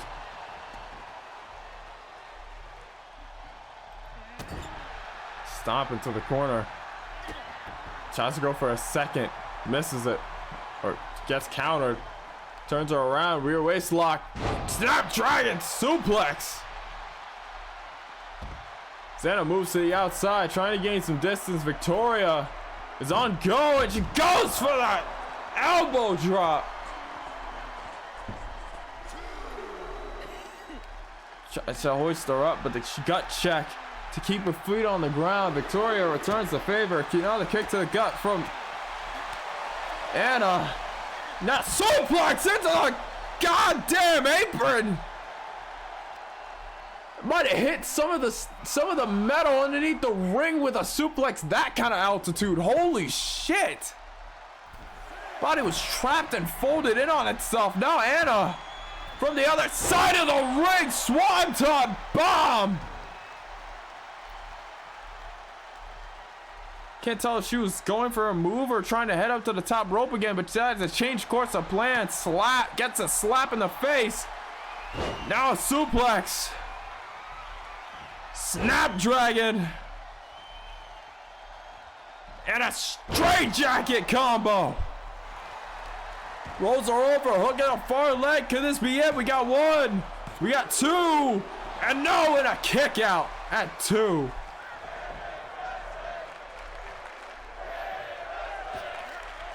Victoria springs off the bottom rope.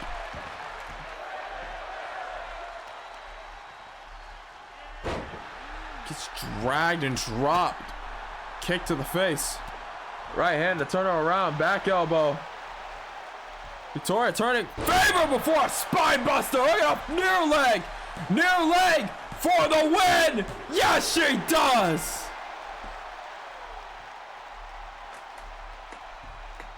Here is your winner, the Animal Victoria.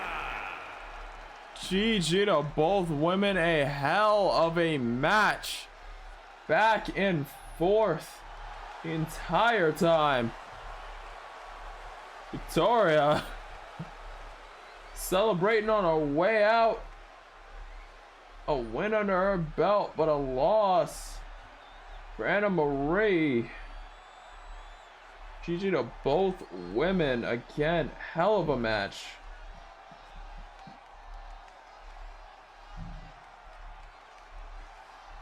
Note down the win and loss.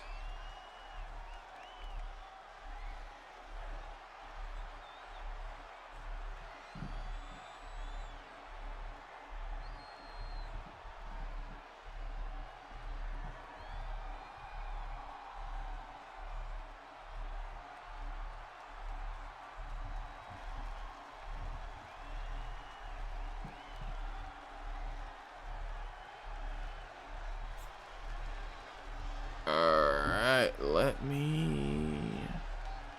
That's already set. Let me pay out the predictions if there are any. None, but Victoria Salazar takes the win in that prediction. Let's move on to our next match.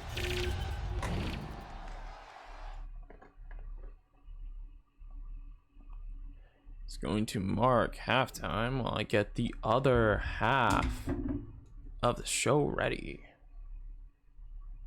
Stand by. Oh, my mouth stopped moving. Hold on. Why did my mouth stop moving?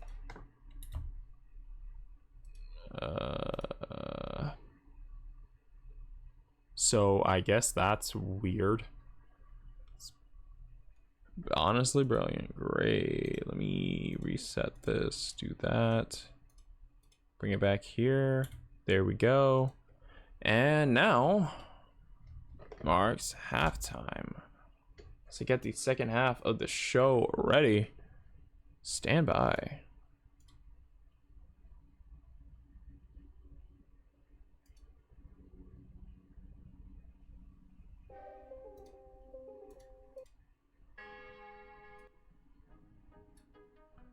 All right. Get the second half of this ready.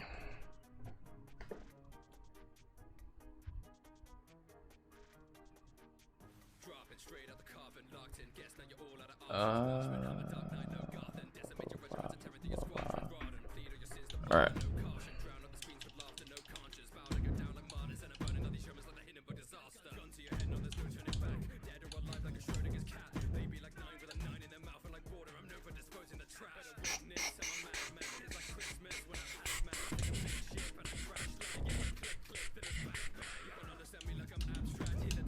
Alright, next match.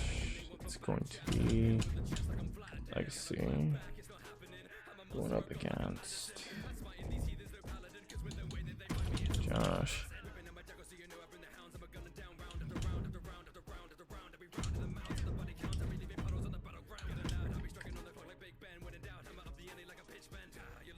Yes. Hinaka Ryoga goes 1-on-1 with, you know, alright.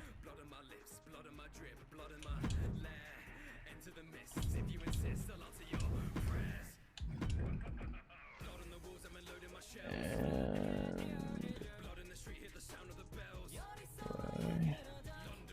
be Mason Miles going 1-on-1 with Tosin to Tutton. That's gonna be a big match right there, because that might decide B block.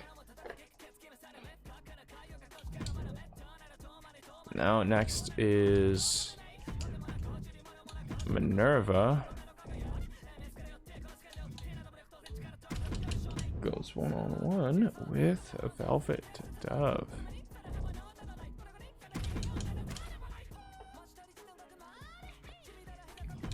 Next would be the event, the match that a lot of people were waiting for. Falcon versus Bulldozer. Heaven's Angels clash. And in the main event,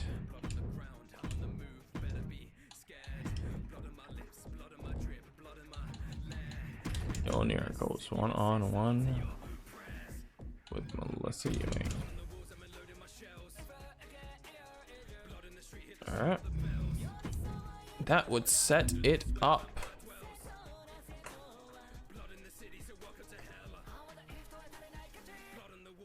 I feel like I should add a few things.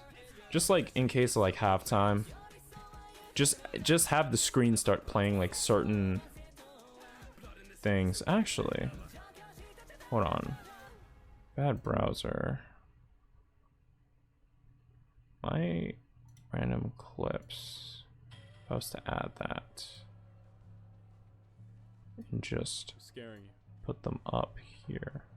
What's wrong? You can tell me. Go on. The only thing is, I'm not sure if this is. Stop staring at fucking guests. Go on.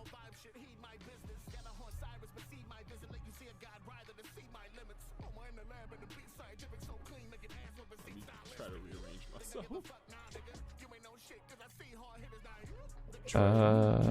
Shut down when not visible. Not a so single soul. yeah, like that. So that could work. So maybe like halftime, while I'm setting stuff up, you guys can just see like random clips playing in the top left above DKW. So I could just do that. Okay, you keeping up? And you can see it all pop up and play over there. Dang, bro, you should keep up better.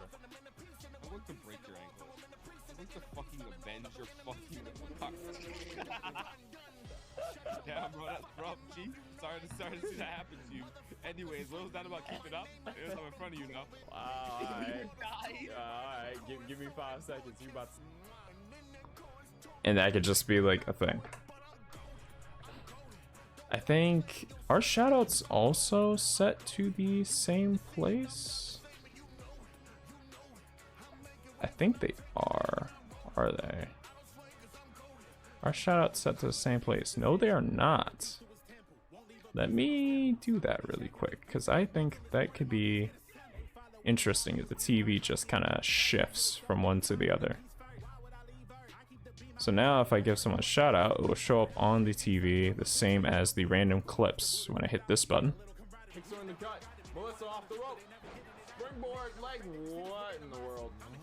Yo, the fucking, it's that fucking weirdness that she does all the time. All right. Yeah. Cool. So I got that working. All right.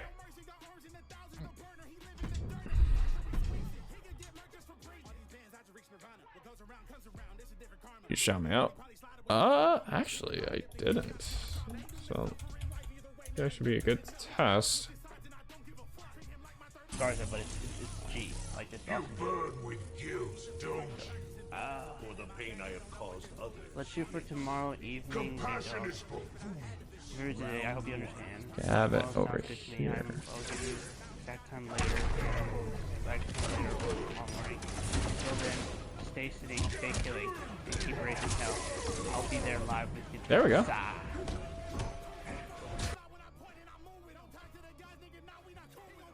All right. There it is. That should make it look very well. Should be there. So, while that's there, also go give Falcon a much appreciated follow. Streams. I've seen a few of his streams, even rated him on one occasion. Very good streamer. Go give him a much appreciated follow. Sorry, my voice is a little bit flatlining. I'm not gonna lie, I don't think I should eat any poultry prior to a stream, because I'm starting to realize that shit knocks me out.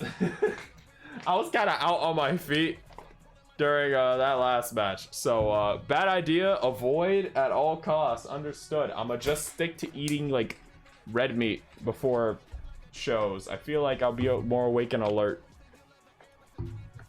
Otherwise, I'm gonna pass out. I think during that last match, you could hear me visibly, like, verbally die, and then, like, come back to life towards the end of it. It's not the match quality. It's not that. It's, like, legitimately just, I shouldn't be. My body is not able to handle poultry meat, apparently. Not if I have to do something immediately after.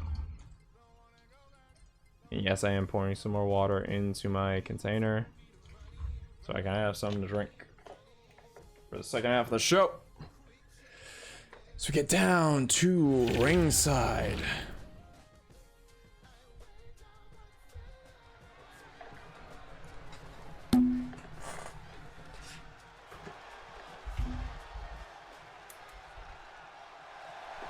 The following contest is scheduled for one fall. Making his way to the ring from London, England, weighing in at 270 pounds, a superstar! Once known as the final boss of DKW. 126 days with the DKW World Heavyweight Champion. With the World Heavyweight Championship under his belt. Now,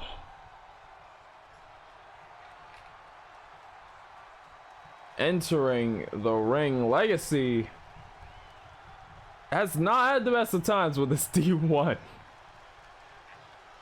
Lost almost all his matches up until now.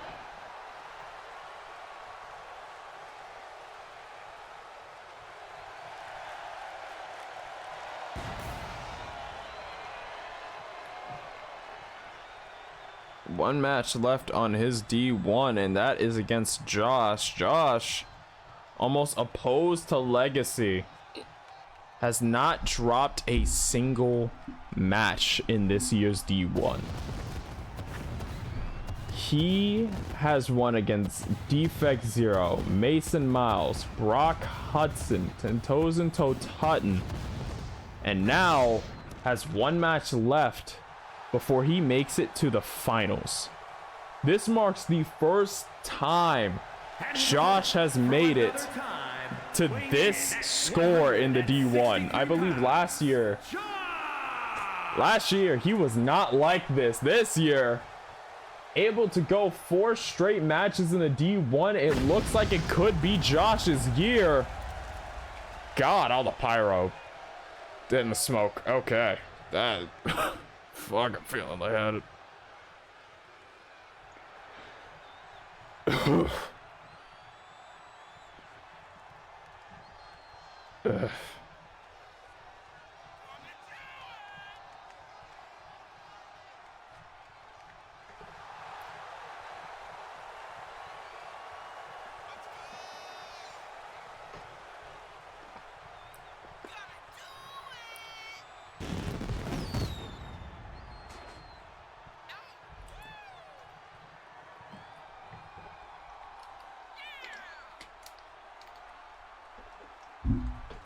Said it before, Josh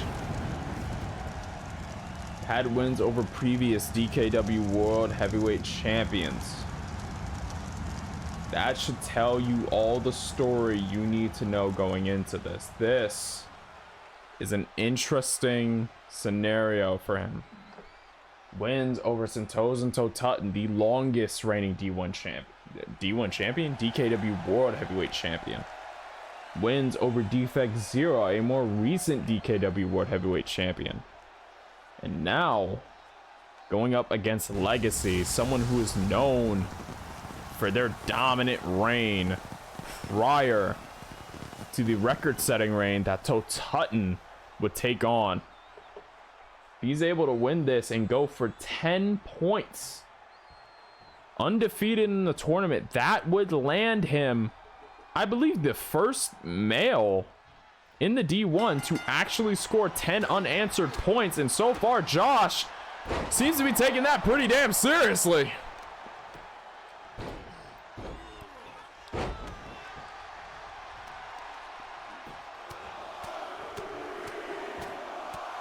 Raining down right hands. Now reins him back up to his feet. Right hand to stun Legacy again. DDT follows. Stomp to the outer arm. Now hoists him up. Brings the arm down. Rolls through. Big senton there. Now Legacy trying to get in the driver's seat, but Josh quickly wrestling back control. Shots to the lower back, ringing out. Rear waist lock, Irish whip, no gets reversed. Legacy coming in with a big hip check. Josh kicks right back up to his feet. Kick to the gut again. Big DDT. Sticking to what he knows. Josh not being too flashy. Stomp to the outer arm. Legacy's style is like, it's very much similar to a gun in a sense. Now let me explain. Legacy is a wrestler who wrestles, I want to see a very theatric style. It's very flashy, but that flash also comes with a bang and a bullet. The thing is, recently that hasn't been helping him as much as he would like to admit himself. Pretty much struggling in this season, though a win over Josh could go a long way if Josh does manage to bounce back and take it all. Legacy could leverage it maybe to get further after a DDT. Josh rolls right out of the ring, not sparing any time, getting right back up to his feet. A lot of energy expended that way though, so now he starts using elbows and throwing him into the midsection. Gone elbow, Irish whip sends him off to the corner, drop down. Leapfrog. And now, oh, tries to go for a sidewalk slam. Legacy using that knee to get out of the way. Might have caught him right in the bridge of the nose, eyes watering, but Legacy quickly taking advantage. As he rolls through again, goes for the senton. Didn't think we needed a cross shot there, but hey, cameraman's got a cameraman, I guess. There's a rip, sends him off to the ropes. Sling blade connects. Stomp to the left arm. Knee to the lower back. And now Rings of Saturn employed. This has been the move that's tapped out a few people tonight. Josh, in pain. It took him a while to get out of it. It looked like Legacy let him go. It's now Josh rolling over to the ropes to help support himself. He's backed himself up into a corner. It's Legacy Irish Whip. No, gets reversed by Josh. Legacy rolls up and over. And a heel shot. Look at a far leg. We got one. Kick out at one. So looks up. Calling elbow. European uppercut. Getting him back up to his feet. Kamehameha. Look at that far leg. We got one. We got two and a kick out. Not enough to keep him down.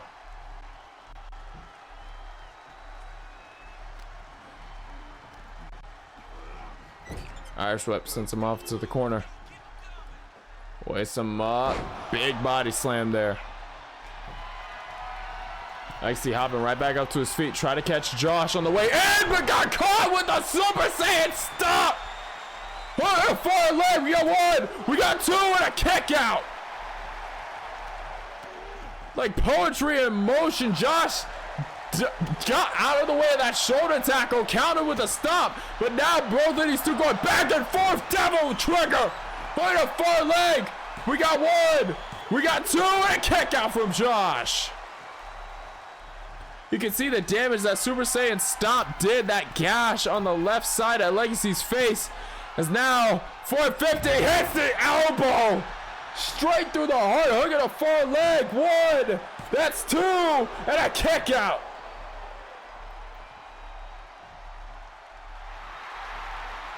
Now Legacy beckoning him on. He says, get up, come on.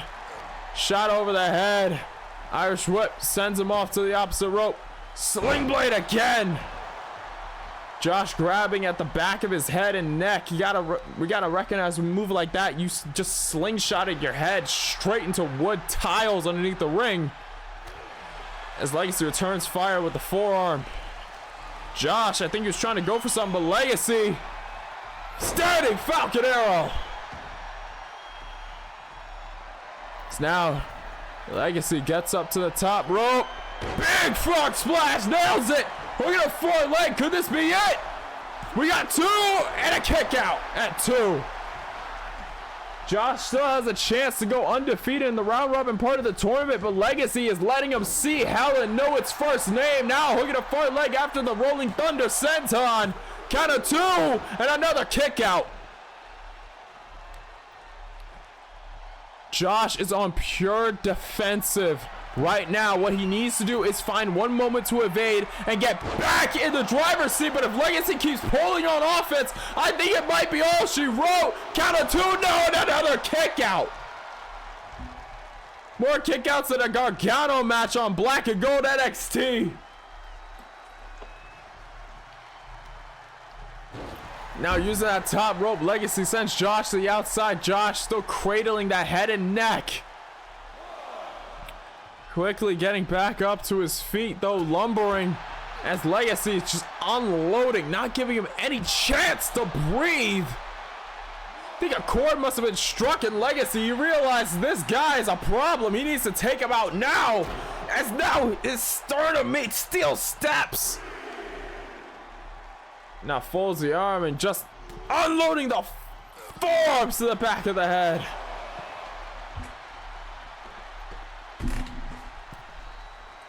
Josh gets back in the ring. Legacy, slow to follow, makes his way in.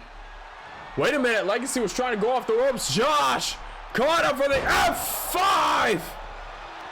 Look at a far leg. We got one. We got two and a kick out of two from Legacy. Sends him up. Calling elbow. European uppercut.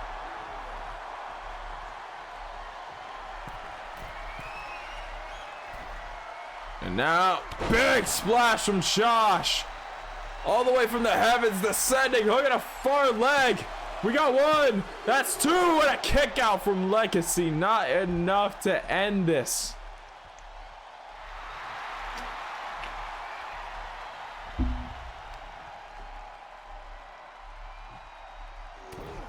Rolling arms behind the head and now just bashing at the back of the skull of Legacy. Stomp to the outer arm.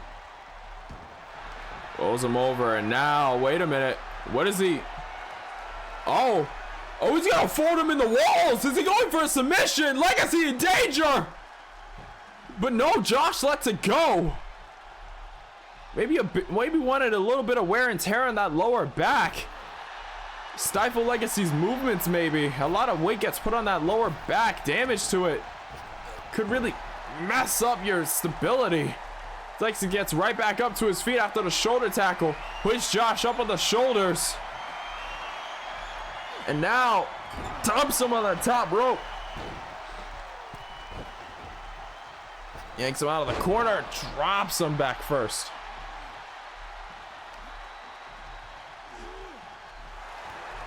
Oh, wait a minute. Crossface employed by Legacy. Crossface. Josh really all the way back. And Josh is forced to tap. Josh drops his first match in the D1 tournament of this year.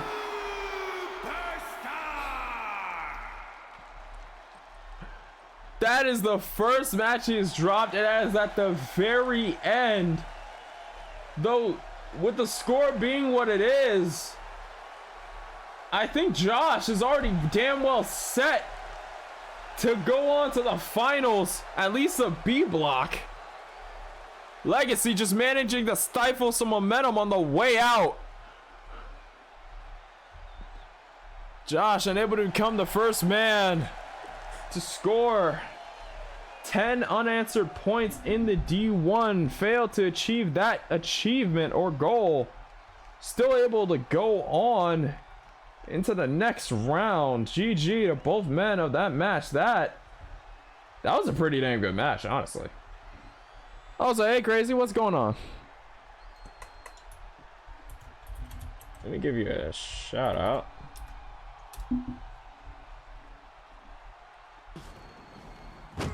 Take this to hell with you, Captain. Never bury your enemies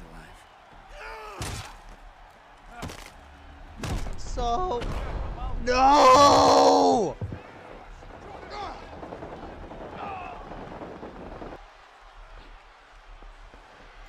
Had a fun Halloween Bash pay-per-view?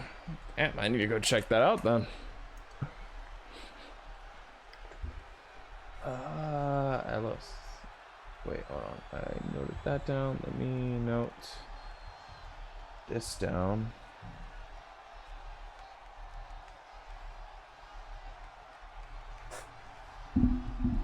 Oh, wait. Sorry. Headphones scraped against the mic. 2 points. All right. Oh God, so no clip. Let's move on to our next match. If you haven't already, go give Crazy Gamer Live a much appreciated follow. He's a very cool guy, a very cool streamer. Responsible for 2 of the calls here, one you just saw in action. Josh, the other being Ellery.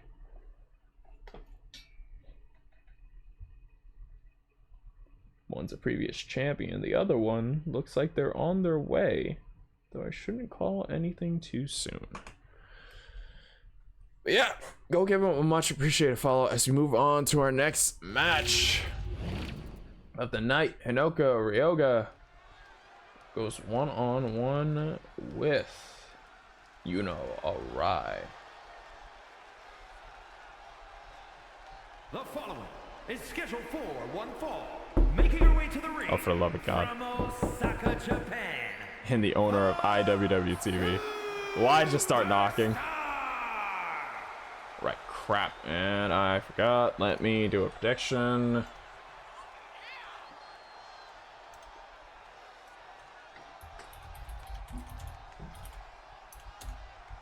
Ryoga and Alright.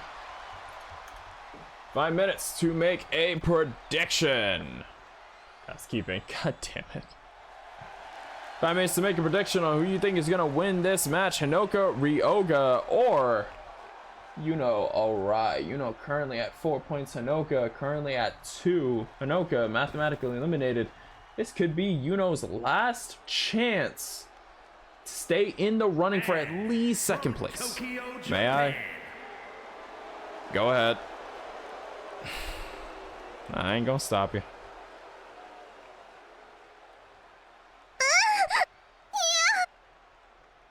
I had nothing to do with that.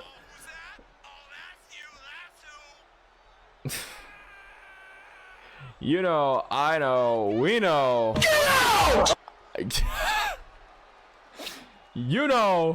Is currently on sudden death right now. First match in the D1, lost to Minerva, picked up the second one on a win against Isabella Tigress. Third match in Karina Cortez, managed to pick up the win. Fourth match, a loss to Velvet Dove. This means that if Yuno wishes to see at least second place, have a chance, she needs to win this match and she needs to get through. If she's able to win this match, and assuming that no one else tonight wins their match, or wait, let me rephrase that.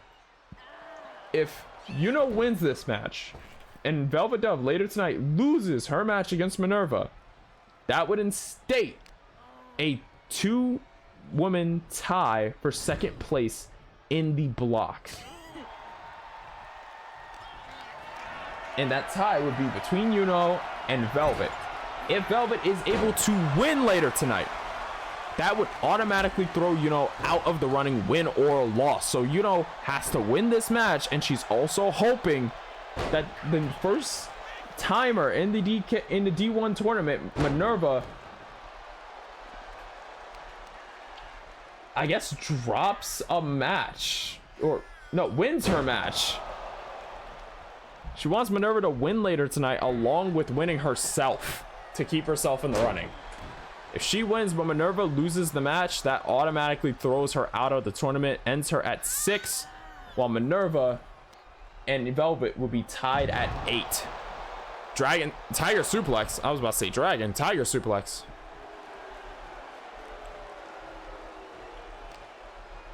Now yanking out the arm. Dropping that knee.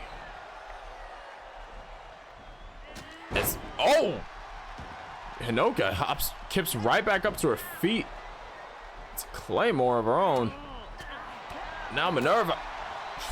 I said Minerva again. I'm thinking about main events. I'm thinking about later matches that aren't even happening yet. Hanoka. Got caught in Tierras. Now getting dragged. Arm wrench drives Yuno's shoulder right into the mat. Stomp to the outer arm. Now hoists her up. Drops her back down. Wait a minute. Yuno kips right back up to her feet. Now both women trading strikes. No, Yuno gets the better of 2 of them. Now Hanoka strikes back finally. Both of them going back and forth.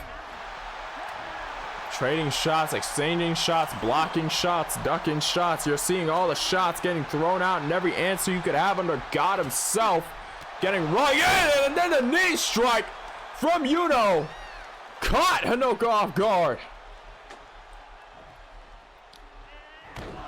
There's a split. Not even hooking a leg, just sits it out. Count of 2 and a kick out.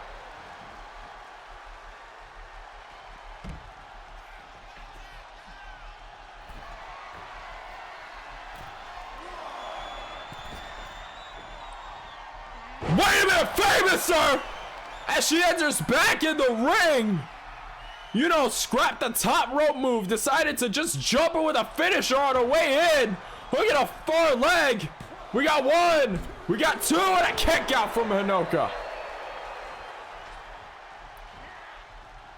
A lot of really quick, sudden shots getting wrung out. Rear waist lock from Yuno. clubbing chest blow. Now almost showing. Taunting as she nails 2 kicks. Going elbow, Irish whip, sends her over the top rope. Right hand, no, gets blocked. Springs over the top rope. Hinoka lifts Yuno up into a bear hug. You can see the muscles on Hinoka's back as Yuno breaks free with a discombobulation. Knees in the midsection. Yuno catches Hinoka before she can spring off the ropes with a side Russian leg sweep. Tries to go for a double stomp, rolls through it, nothing there. Hinoka trying to go for a kick to the gut, but Yuno trying to catch her with the double underhook. But Hinoka managing to reverse it with a clothesline, and now a senton. Both these two going back and forth like a seesaw. Super kick catches her on the jaw. And now Hinoka measuring. Kick to the gut. Sends her off the ropes. Pops her up into the Hinoka bomb. Look at a front leg. We got 1. We got 2 and a kick out.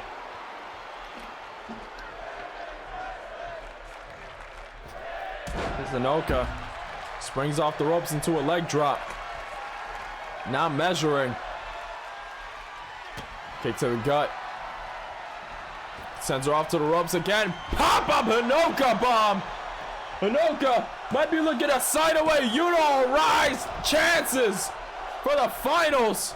So far is an undeniable lead when it comes to offense. Pure power taking over. Yuno is going to have to do something big. Shooting star press. But a kick to the head from Yuno. Finally gets her back on her feet. Finally gets her fighting. And she stomps in the shoulder or the elbow of Hinoka.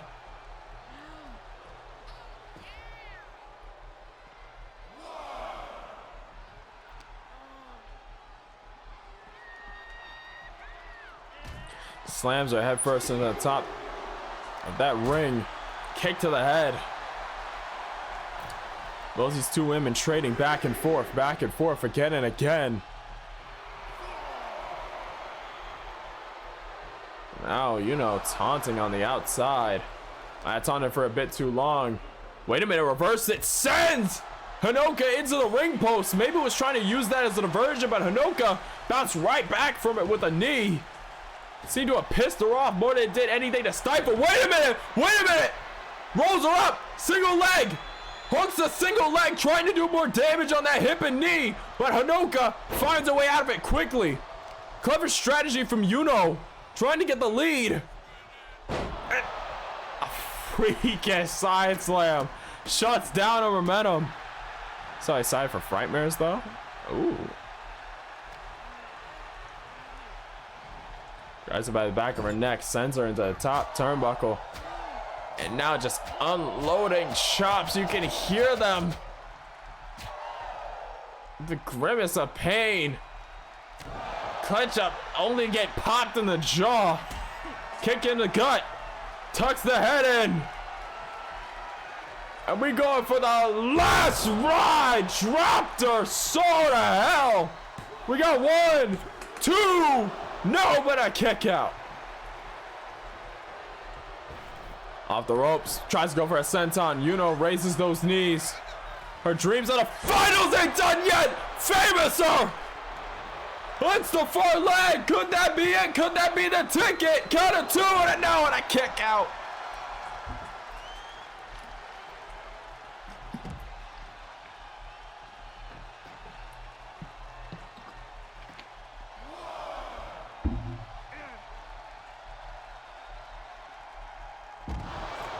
No, it looked like an inverted DDT with a leg drop as an extension. How?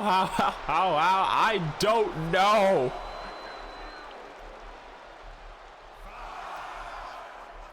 So far, 9 minutes, 45 seconds elapsed.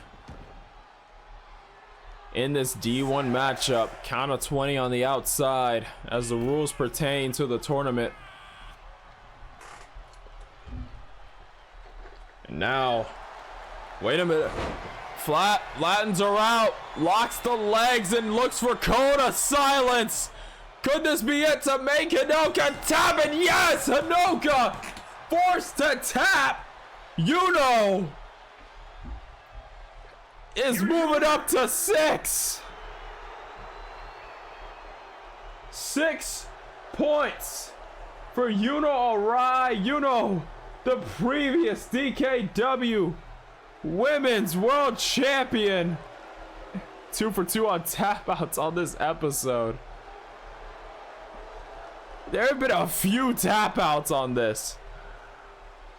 There have been a few. Tap outs seem to be the way to go tonight. And that's a win for Yuno. She moves up to 6. That would be the end of Hinoka's tournament. 2 points to finish her story in this year's D1. Nothing to be ashamed of. People who went 2 points in the last year's People who went 2 points in last year's DKW D1 tournament ended up actually bouncing back pretty well this year. So next year might be the good time. Josh is a prime example of that. Absolute monster walking through half the goddamn block. But I digress. GG to both women. Let me get things in order.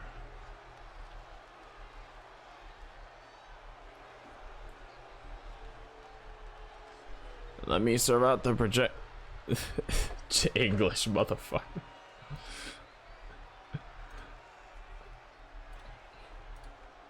Alright. Be the one to win this match. Let's move on to the next match of the night.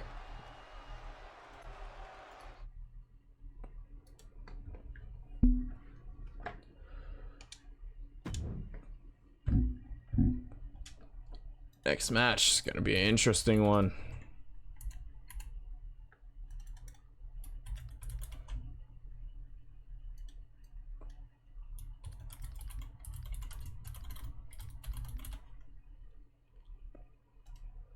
Prediction already started. 5 minutes. This next match. Men's B block. Mason Miles goes 1-on-1 with Sentosan Toe Tutton.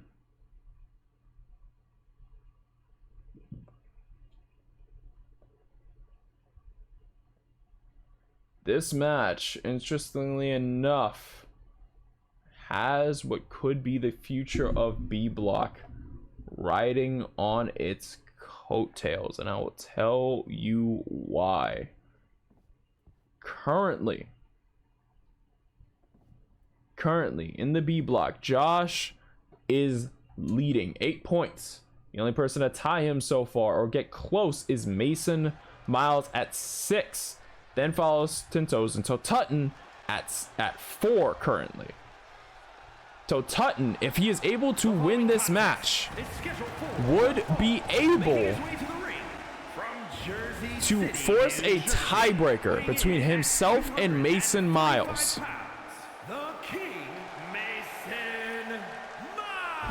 If Toe Tutton is able to force a tie, it would give him a second chance to beat Mason, breaking that tie, and then moving up to challenging Josh. But in Mason's eyes, what he needs to do is win this match, because if he is able to, there he is. If Mason is able to win this match, he would tie Josh in B block for the most amount of points, locking in that B block final between Josh and Mason Miles. What Mason needs to do is win this match. If he loses, Toe Tutton could force a run back for a tiebreaker, and if he wins that, then he would go on to the final. It's like a lot of people betting on Mason. Open for him to win this, but Toe Tutton No slouch in his own right. You're looking at the man who held the DKW World Heavyweight Championship for 400 and I'm sorry, let me just get the exact number. 434 days. We're talking a full calendar year from the end of 2022 to the beginning of 2024. A whole calendar year, damn near 2 years. Or more accurately, a year and some change, but hey. A full calendar year he held that belt.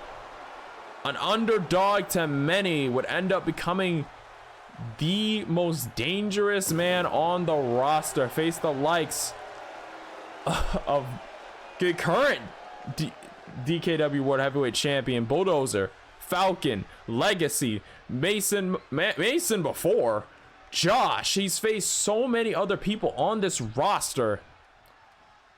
So Mason's gonna have to be on his A game, and that's not a way to start the match. Already with a single leg drop kick, and so Tutton laying in the offense on the ribs.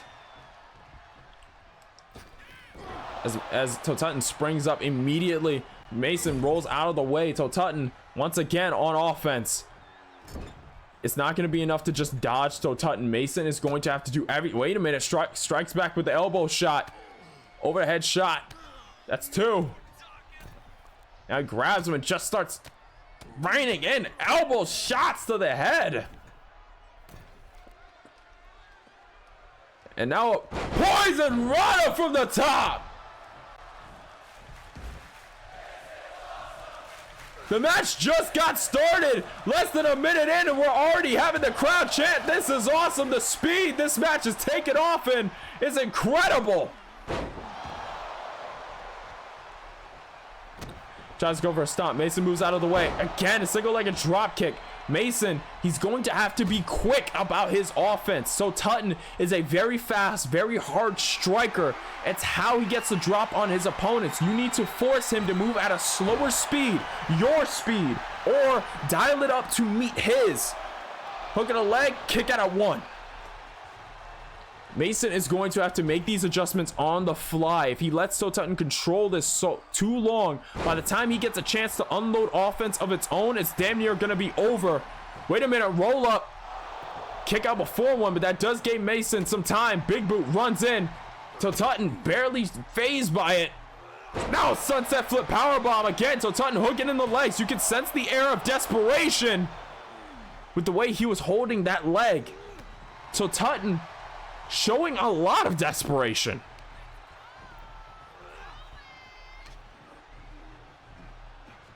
Mason being forced up against the wall. He's been in this situation before with many of his other fights, many of his other matches leading this far in the tournament. Wait a minute, moves out of the way. Schoolboy maybe found his footing. Springboard, clothesline to the back of the head. I think Mason may have found his wind. Irish whip, sends Tutton in the corner, comes in with a splash, runs off the ropes. Oh, hits the headbutt. Oh my God. Oh shit, caught him with the right. Caught him with the right. Look at a far leg. A kick out of 1, but Mason showing he can keep up with the speed. No wasted motion between those movements. Smooth as a stick of heat, as a heated knife through butter. Wait a minute. Wheelbarrow DDT counter by Tutton. Kick to the shoulder. Tries to go for a high kick. Mason ducks it. Tries to go for some more. Tutton grabs him, stops him in his tracks. Again, this is all about speed in this. Aims towards the thighs of Mason, trying to slow down his movements and work over the muscles. Goes for another stomp, puts all his weight into it. Last time Mason was able to move out of the way. I'm not sure if he'll be able to. No, he won't this time.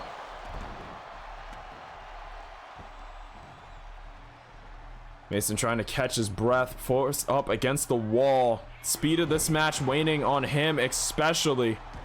Barely 4 minutes in and he is on the ground taking an actual assault from Tutton. As Tutton focuses on the legs of Mason, trying to stunt his speed. Never seen Tutton look quite like this. He is using every bit of his stamina to weighing down Mason in the early going of the match. Tries to go for elbow drop, hits nothing but hard floor. Wait a minute, ripcord comes in with a lariat, has him flipping. Kick from the head to Tutton. Standing shooting star press on Mason. Now putting his entire shin on that bicep. That's really gonna mess up a lot of his striking capability.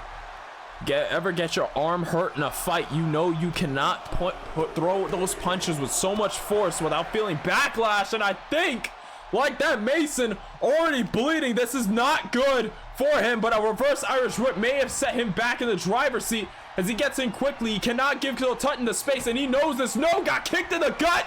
Wait a minute. Body destroyer. Rolls him up. Could this be it already? Count of 2, no, a kick out. Mason on the receiving end of an avalanche of actual violence. He is not looking this good going into this side of the match. We have just eclipsed 5 minutes and already, wait a minute, Mason steps off to the side. Kick to the gut. Mason, reel up the arms, hooks him up and over. Starbreaker! Pulls him down, hooking a far leg. Maybe this could be it. Count of 2, no, and a kick out of 2 from Tutton. Mason with the upper hand. He cannot let this guy breathe. Tutton, the longer he has to recoup, the bigger of a threat he becomes. Shooting star press, no, he moves out of the way. As he rolls off the ropes, traps the head, and like that, Tutton is back up on his feet and fighting. And now throwing his ass before he throws himself back for the moonsault. Look at a far leg. We got 1. That's 2. And a kick out by Mason. Still in this, blood leaking into his eyes at this point.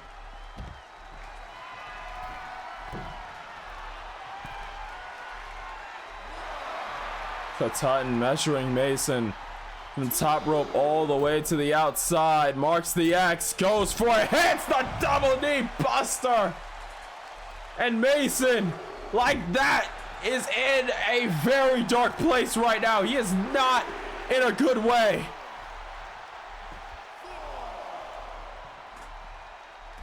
Again, dropping both of those legs. Wait a minute, Mason, no. It's Irish whip back into the ring by Tutton. He needs to get on the offense. Crossbody from Tutton. 7 minutes just about to elapse. Tutton looking to put the rainbow sangria. I think that might be it. Count of 2. No, Mason kicks out. He's not done yet. But he's gonna need to do something. He is on death's door. Wait a minute, moves out of the way of the leg drop. Slightly delayed in movements. Wait till he gets back up to his feet. Full mounts him. Starts raining hard palm strikes, breaking through the guard. Aiming straight for the forehead of Tutton. Brings up the arms. Kamikaze. Hold on. Not able to get the full lock of what he was looking for. A leapfrog from Tutton. Second one. Measures and pops him up. Kicks him right in the chest. Surprise shot. Drove the wind out of him. Standing shooting star. Mason is in trouble yet again. Now Tutton with the leg DDT. That is not going to help Mason, clutching at that leg. Moonsault from the heavens. Took it a far leg. I think this might be it. This might be it. Count of 2. No, Mason shoots the shoulder. Gotta kick out. You gotta do something with it, Mason. He's fighting back with everything he knows, but Tutton dragging him away from those ropes. Mason very lethargically getting to his feet. As Tutton hoists him up, drops him down, forcing the air out of his lungs again. Tutton, forearm shot, heel, kick. Shot to the face, and again, a high town. Cheat tail combo, but oh, European uppercut. The uppercut. That last burst of adrenaline. That might have helped him. No, and a kick out of 2. Stomp to the outer arm, rolls him over again for the pin. Desperation here, but a kick out of one. Mason trying to keep his frustration at bay. He needs to keep the momentum on. He cannot afford a misstep this late into the match. He is on his hinges, and he is going up against a brick house. Now, wait a minute, a bit of a mirror. An elbow to the top of the head. Mason striking back with shots to the lower back. Now, unloading elbow shots, beating him in. As he sweeps around, Poison Rana returns! A little bit of deja vu from what started this train! But he tries to go for more, gets stumped out over the top. Totan shooting star! My God!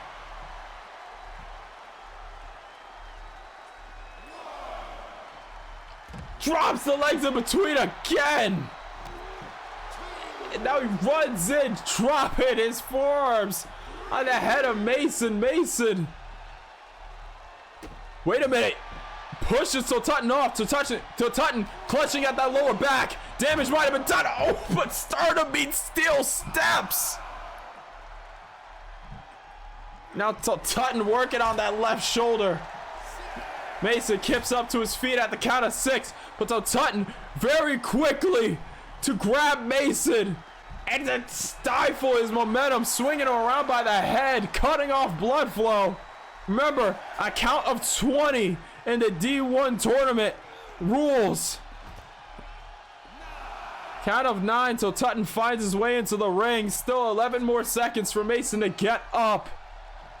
But then he has to worry about the advantage so Tutton has in the ring, but I don't think that advantage is going to last long. So Tutton stalking, takes flight, catches him with a Hurricane Rana.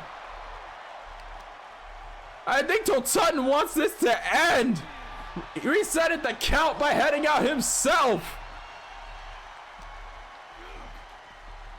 Sends him into the barricade, drop kick, traps him between metal and an ongoing momentum fight.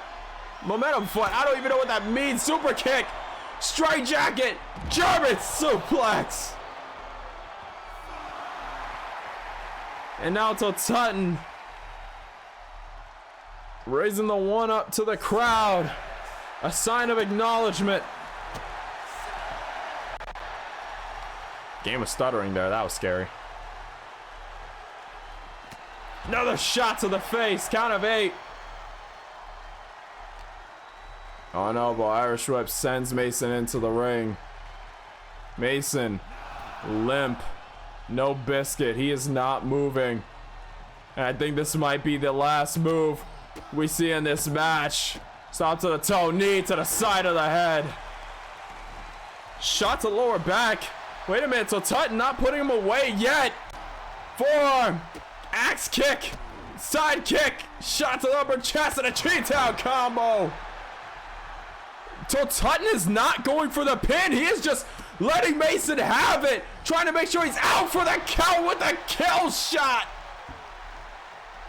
And now measuring. I think Rainbow Sangria hits it.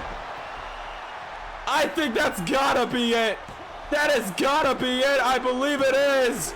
That is the end of the match. So Tutton having to beat the consciousness out of Mason Miles to secure the win. This means next episode, Mason Miles, Sentosin to Tutton. You can hear the silence of the crowd. It is deafening. The crowd is actually dead silent. I have never heard a crowd like this after a match like that. That speaks volumes.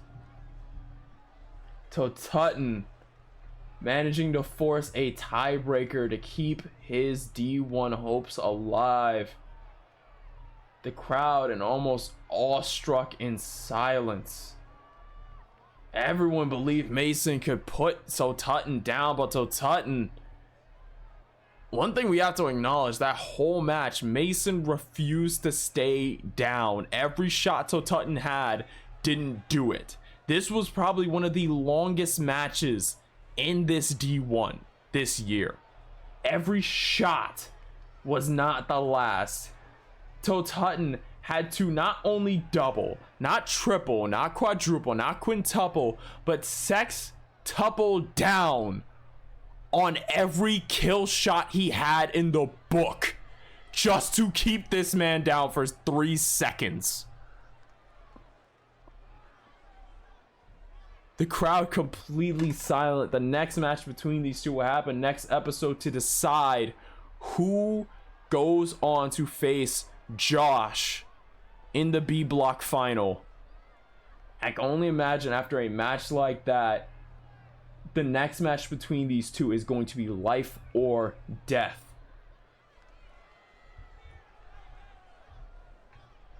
GG to both men, a hell of a match. Neither one has anything to hang their heads about. Sotutton gets another shot. Mason still has a shot to make it to the finals. He cannot afford to let Sotutton get that second win over him. If he is able to win the next match, he goes on.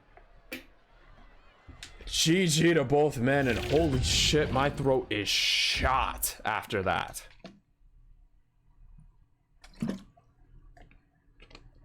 And we still have 3 matches for tonight. Holy shit. All right.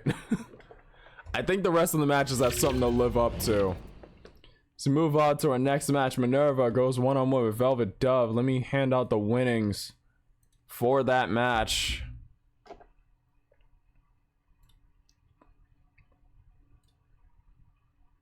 Let's see, set up the predictions for the next one.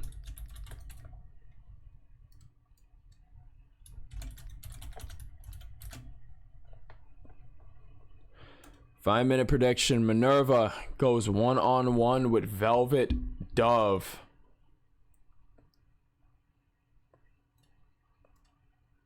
It's going to be interesting to see how these two go against each other.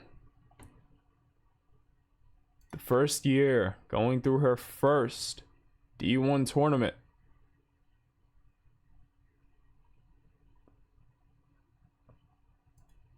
Versus the women's D1 champion.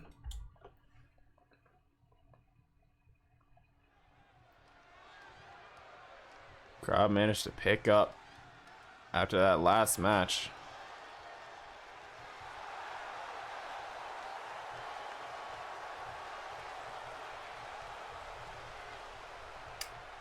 The following contest is scheduled for one fall. Making her way to the ring, representing the league, from Huntsville, Alabama, Minor V.A. Minerva making her way down to the ring.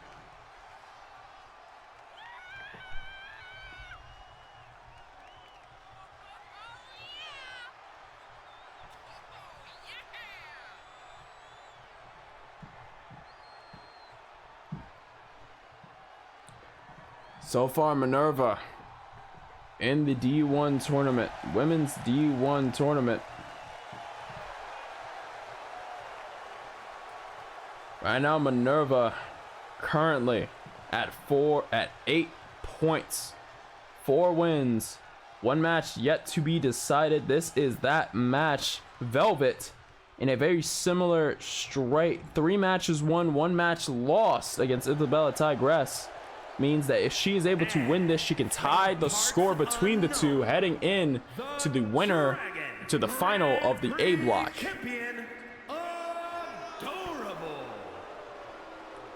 Velvet, much like Teddy King, looking to become the first D1 champion to retain throughout the D1 tournament. Very much something we have yet to see in DKW, considering we only had 1 D1 tournament, and that was to crown the inaugural champions. To retain it through a round robin tournament like this has got to be a goal, a record that people are looking to set the champions looking to do as they go through this tournament. Velvet ended up winning that title, I believe, off of Ellery. So far as first held that title. June 27th. Still holding it to this day. So a good 5 months at this point. Velvet very quickly sends Minerva to the corner and now hanging her by her head already. Velvet already knows Minerva. She's seen her matches. They've not shared a ring yet. But I'd imagine when you are a champion, you got to pay attention to one person who managed to hit 8 points first. Their first D1. This it's got to be something you pay attention to, as now that shot connects. Rear waist lock into a back suplex.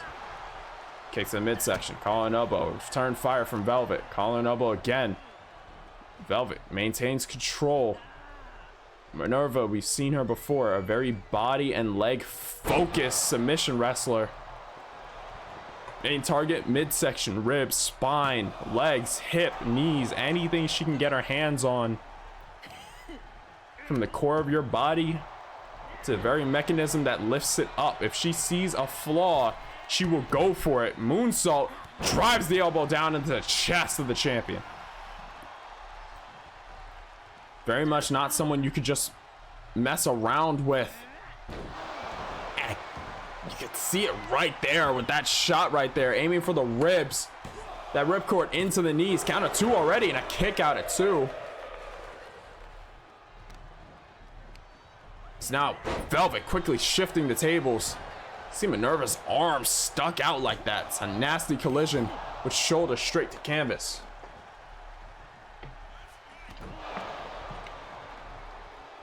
Got the audience, heard me. Okay, to the gut from Velvet. Leg lock. DDT. Both returning. Both firing off one of their signature moves. Count of 2 and a kick out. Now Velvet taunting a little bit to the crowd. May have made the wrong call there. This goes for the brutality. Look at the front. Stacks are up. A kick out at 2.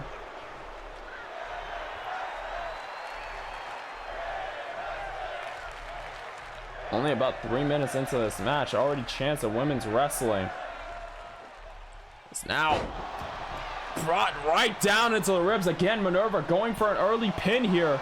Maybe trying to stifle the energy of Velvet going into this match. Should mention Minerva was trained by her husband.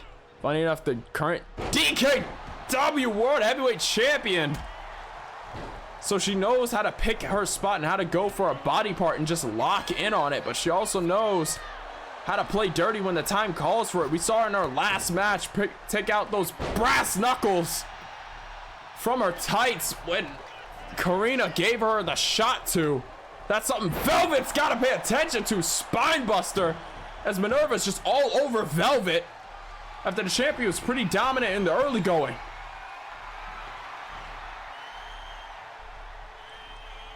And now, big blockbuster. Kick to the head from Velvet, though. Gets right back up to her feet. Tries to go for the stomp. Minerva moves out of the way. Kick to the gut to break up that hold. Collar and elbow. Tucks the head in. Butterfly. Hooks her up. Oh, goes into the backbreaker. I thought she was going for divine brutality again. Instead, elects to go up to the top rope. Oh, no, but misses. Velvet had that scouted. Kick to the gut. And I guess Velvet wants to welcome the new hire. It's time for our inaugural hug. But Minerva managing to wheel those knees up and target the head, breaking that hold. Velvet not shy when it comes to her submissions, but divine brutality again. High stack. We got 1. That's 2 and a kick out. High stack like that. I'm back. What'd I miss? Some crazy ass matches, a lot of back and forth. Falcon versus Bulldozer has yet to happen. but I would say go back, watch a lot of the matches. They had some crazy endings. Tries to go for a double stomp. Velvet moves out of the way. Minerva runs in with a boot. Had to leave to go eat. What you have? Velvet gets right back up to her feet. The elbow connects. I definitely will. Yep. Look at the far leg. Minerva trying to claim that 5th win. No, and a kick out by Velvet.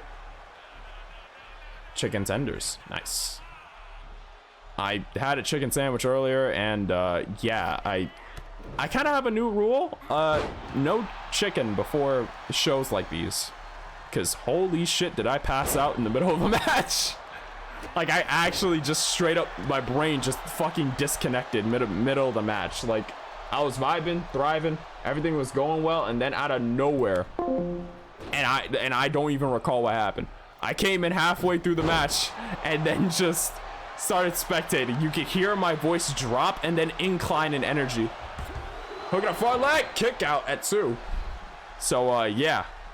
Shit's been happening. Calling elbow. Irish whip. No, gets reversed by Minerva. Sends the champion south side. Right hand. Champ on roller skates. Shot to the head. Gets her arm and drops her back first on the edge of that ring apron. But no, Velvet grabbing the leg. I think Minerva's face may have smacked off the ring apron there. And now half Nelson suplex.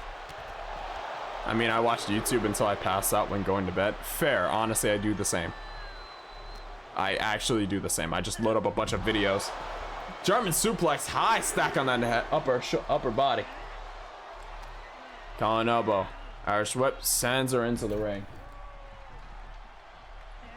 Wait a minute, slid in, hit the knee. Shot to the midsection. Maybe that was on purpose for Minerva. Now hooking in the arms again. Divine brutality again. The high stack staring in the eyes of Velvet. But a kick out of 2. And another kick to the head from Velvet. Velvet defiant every step of this process. A big slap across the face. And a big drop kick from Minerva. Velvet gets back up to her feet. Calling elbow, grabs the scruff of Minerva's neck like a disobedient cat. Irish whip gets reversed. Velvet off the top rope, lands steady on her feet, ducks the clothesline, and steals one of her own. The flow of this match working towards Velvet. Rear view connects. Wait a minute, saw Minerva's leg instinctively on that rope. Velvet said, no, can't let that happen. Drags her out towards the center of the ring, hooking the far leg. You want to kick out? Use some of your stamina instead, and she does. Velvet very quick to get back up on her feet. No signs of frustration yet. She has seen Minerva throughout this tournament. She knows that she cannot let herself get frustrated. If she slips up, then she is game, set, match, loss. But Minerva again shooting off the middle rope. Elbow drop to the stomach, to the chest, straight through the heart. We got 1. We got 2. We got 3. Minerva goes undefeated throughout the round robin tournament section of this tournament. With a win over a D1 champion.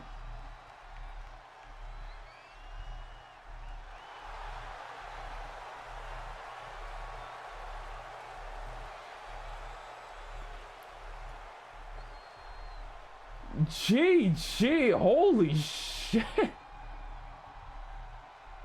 Minerva very quickly establishing she doesn't need the goddess lock to finish a fight. An elbow through the heart will do the job nicely. GG to both women. That makes Minerva's final point tally throughout women's A block 10 points, undefeated. With the point system, she will have to face Velvet Delva again in the block finals.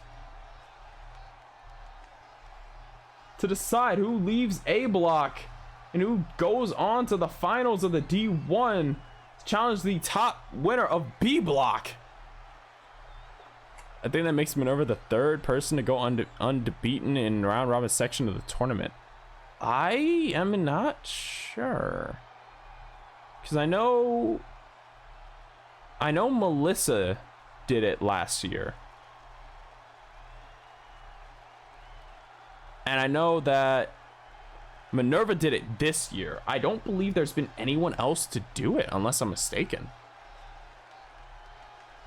Because I remember even Lilith Knight had one loss going into the, she had one loss going into the final, which is what made her match with Anna Marie matter so much.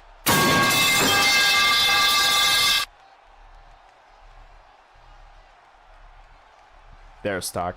How you doing, bud? You missed it. Teddy King had his match earlier. He was not playing around. Not even in the slightest. Dude was quick and efficient with it. Yeah, I was thinking about the men's B block winner did it last year, but I might be mistaken. B block winner from men's B block. No, men's B block winner from last year. Damn, motherfucker, you can at least sound happy at once. You literally blasted my eardrums with a steel pipe, boy. Don't try to put this on me. If you wanted a hi, hello, you know, happy, go, jolly, how's your Friday, TGI, you know, TGI, thank God. You wouldn't blow my ears out with a goddamn steel pipe. Watch yourself. Trying to be smart in my damn face, motherfucker. Man, I ain't got no other words for you.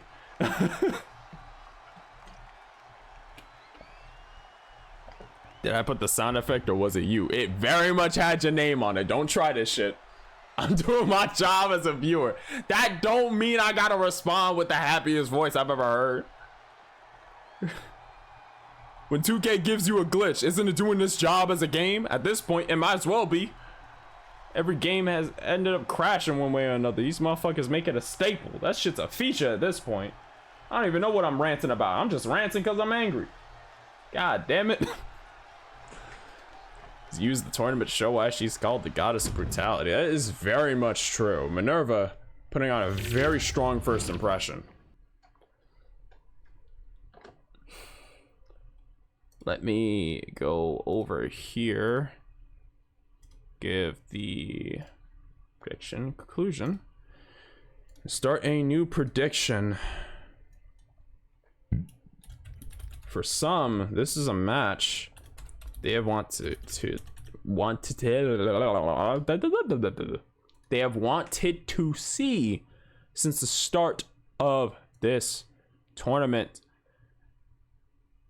Ladies and gentlemen, it's time.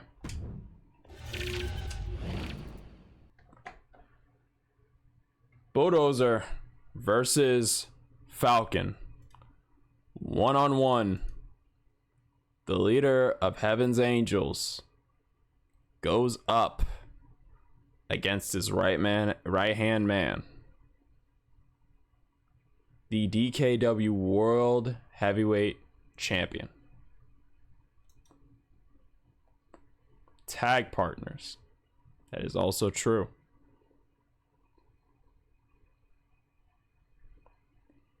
Fought back to back prior to the D1. D1 was announced. They were told they were in the same block.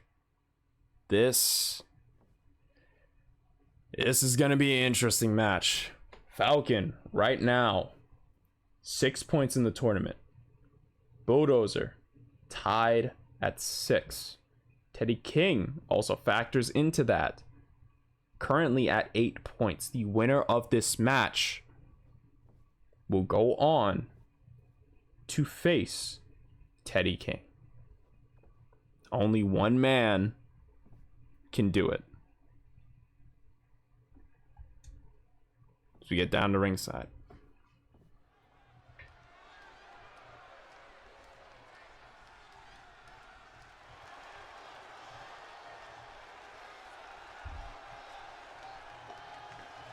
The following is scheduled for one fall, making his way to the ring, representing the League from the future, weighing in at 210 pounds, the Falcon!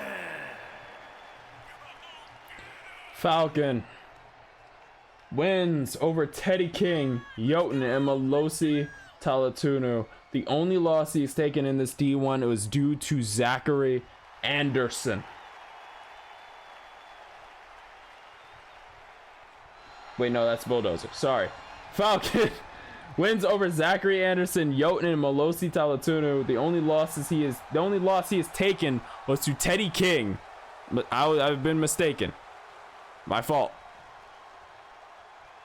Both men also dropping promos before the match. I have seen them, yes.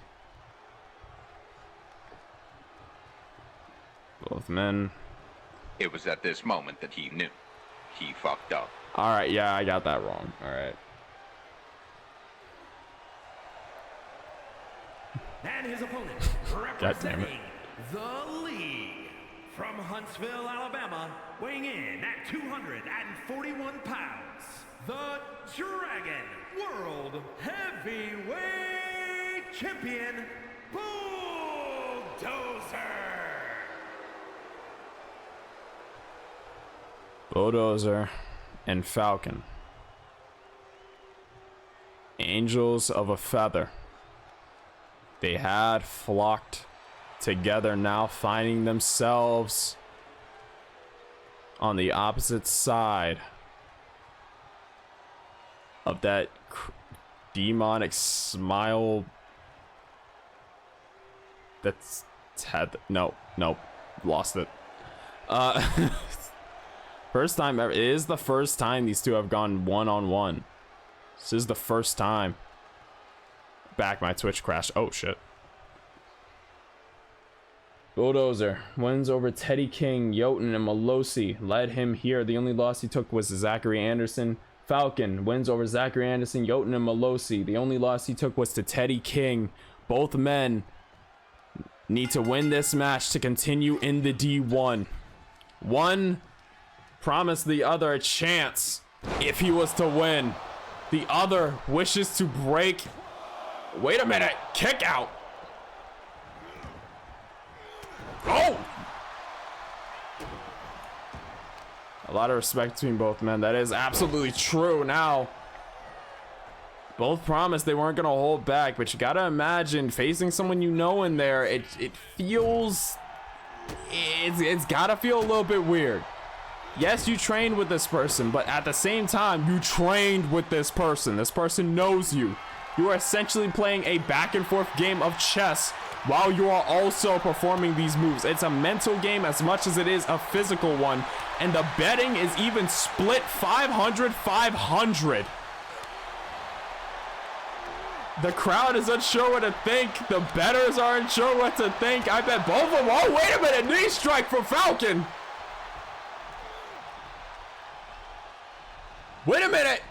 Disruptor. Look at the front leg already. We got one. We got two and a kick out. Not enough to put Bulldozer down yet. But like I said earlier, due to Teddy King's win over Malosi, this places this match in so much more importance. It's like fighting yourself. That is a very good way to put it. Foot underneath the ropes. Bulldozer, not often does he make mistakes like that. God's wrath connects.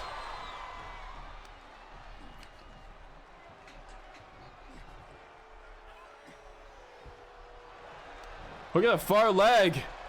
We got one. We got two. And a kick out at two from Falcon. Only 2 minutes into this match, and both these two have fired off pretty hard-hitting shots and used some of their signature moves already. It's very quick to escalate. Like I said earlier, due to Teddy King's win over Malosi, this match is put in a whole new lens. If Falcon is able to win this, he has a chance to go on and claim that D1 title like he has dreamed of since the start of coming here to DKW. He has yet to win a title He has had some shots at them, but never quite sealed the bill. This could be it for him. But for Bulldozer, this is a match he cannot lose. Because in a grand sense, Falcon Cutter. Look at a far leg. Wait a minute. We got one. We got two and a kick out by Bulldozer. For Bulldozer, it is a matter of his choice being stripped away.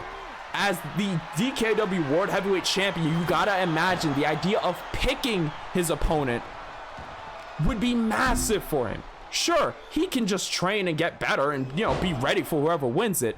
But if you were to win this tournament as the champion, you would choose who you face off against. Not only that, but you would hold both titles going into it.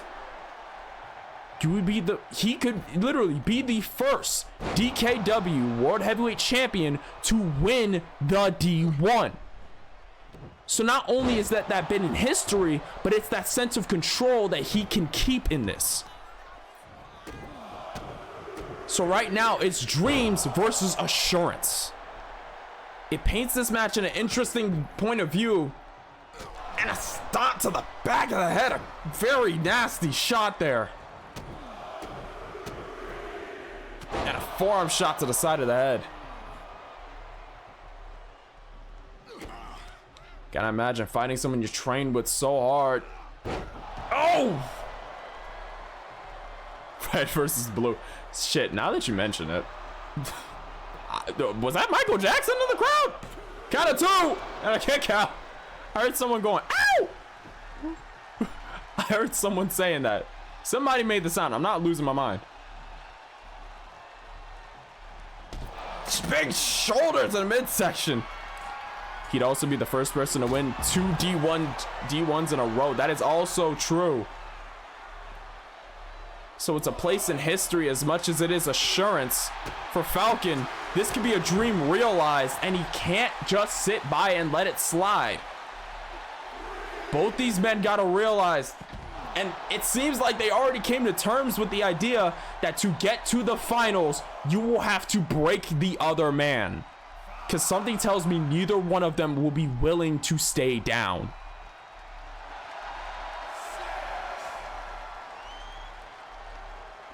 The cruel reality of this, though, if you ever seen two brothers fighting, wait a minute, roll through, neck breaker for Bulldozer and a Falcon.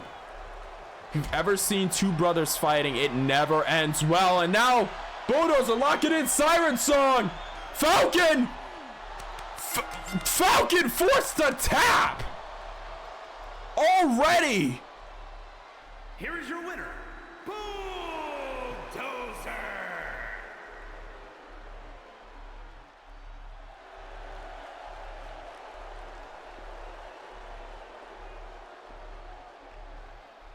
For GG to both men for Bulldozer. This is about making history. And he looks like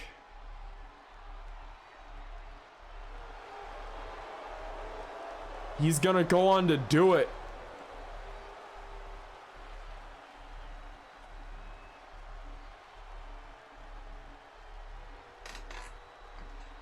An abrupt end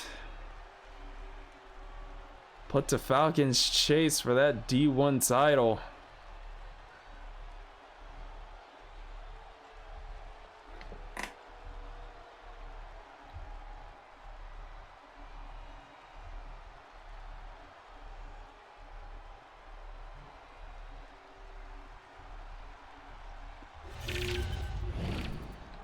GG to both men, Falcon.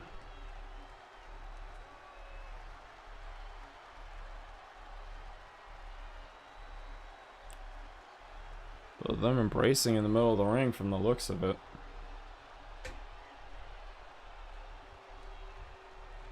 Blood is thicker in water. That's a statement. It's true. You gotta imagine something like this.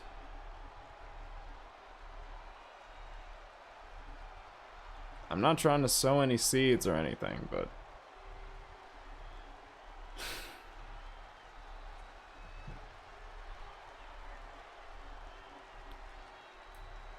this, Yeah, it's got to be hard on Falcon. This is the first time he's...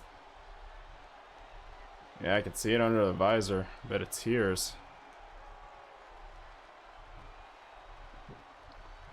First meeting in the ring. Knew it wasn't gonna end.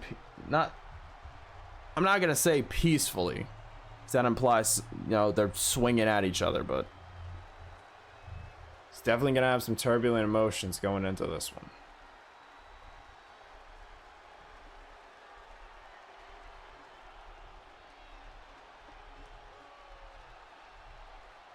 Bit of assurance.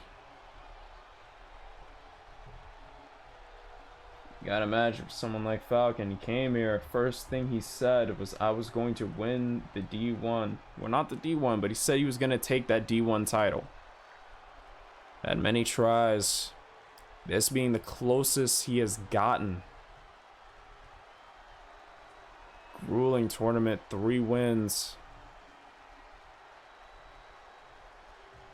Had a chance to make it 4. Gonna win on him, but I'll give the man credit where credit's due. He's taken it in stride.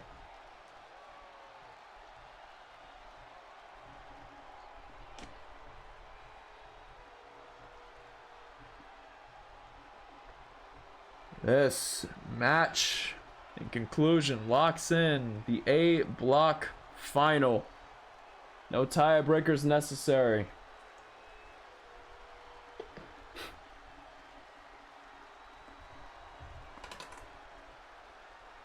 Eight points on Bulldozer.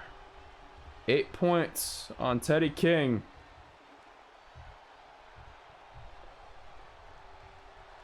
The 2 finalists locked in.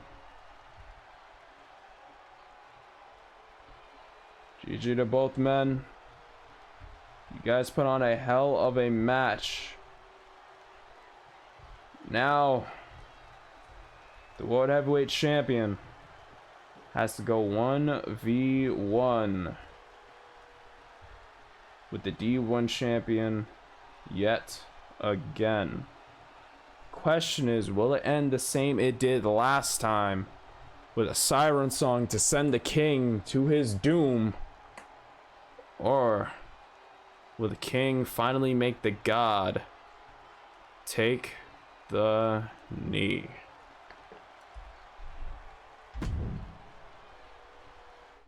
GG once again to both men. Falcon's first D1, I'm happy. Honestly, Falcon put on a hell of a tournament. Without, like, I'm not even joking, I'm not trying to hype this up. First 2 matches wins. Third match was a loss to Teddy King, put him on some shaky ground. Came back with his first win over his rival, Zachary Anderson. And then got to finish it off 1v1 against his brother. Like that, I'd say that's a pretty damn good D1. History-wise for Falcon, I gotta say that's pretty damn good. Like I don't really like mess around with a lot of stuff. I'm just saying that worked out beautifully, storytelling-wise. A long trail, couldn't get the first time, but eventually, when he does, all that trail is gonna come rushing back at once. That's the story, and thank you, Phantom. Dude, there's no need to thank me for that. There's no need to thank me for that.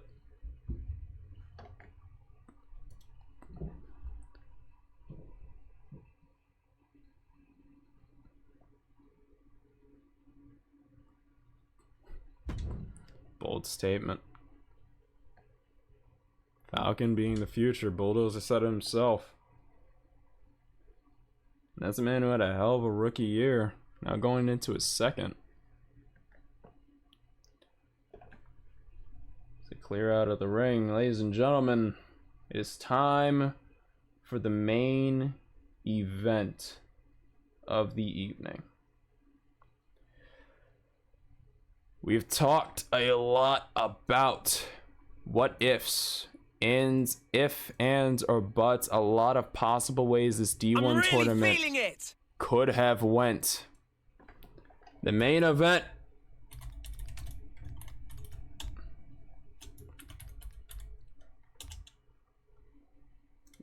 Jotun Queen Mjolnir.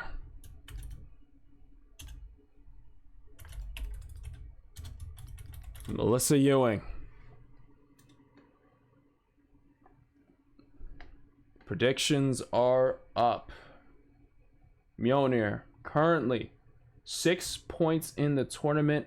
Dropped a match to Aaliyah Amir, who is locked in at 8 points. Mjolnir's last shot to get her chance to get that redemption from the loss in the triple threat prior to this tournament is on the line here. If she loses this match, she is out of the running. But if she wins this match, she stops Melissa at 8 and then ties herself at 8, creating a 3-way tie for the B block final. You heard me right, a 3-way tie. This match has the trajectory to change the landscape of the B block of the women's D1. Mjolnir, Melissa Ewing. Now.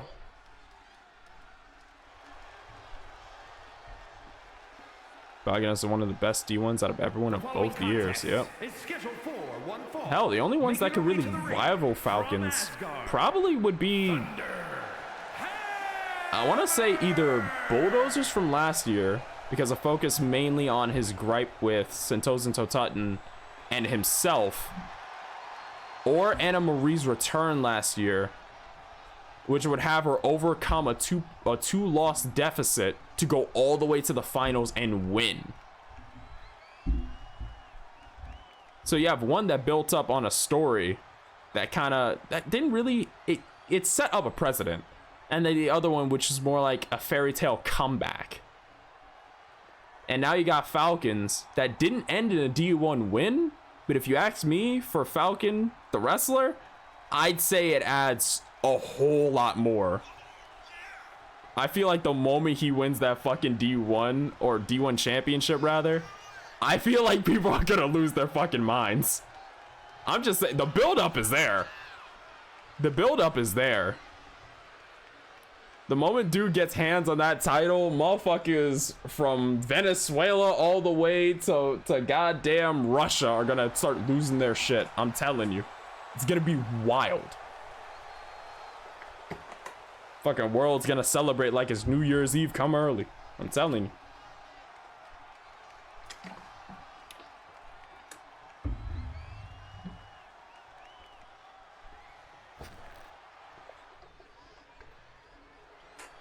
Mjolnir made her way to the ring. Wins against Anna Marie, Sweet Paw, Victoria Salazar. All built her up to this point. Beverly Hills, California, the Rocker, Melissa Ewing. Ladies and gentlemen, may I introduce you the first woman to go 10-0. Get to go hit 10 points in a D1. Melissa Ewing.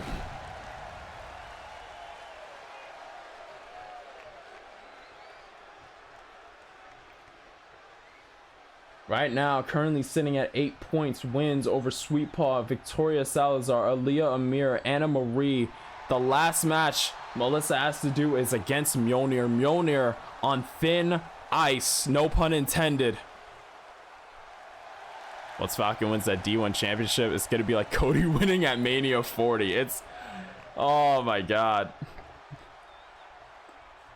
Dude, I fucking lose it. Do you ever think in your lifetime you see Melissa go 10-0? The first time, no. The second time, even less likely. But if she does, I don't know what I'm gonna do.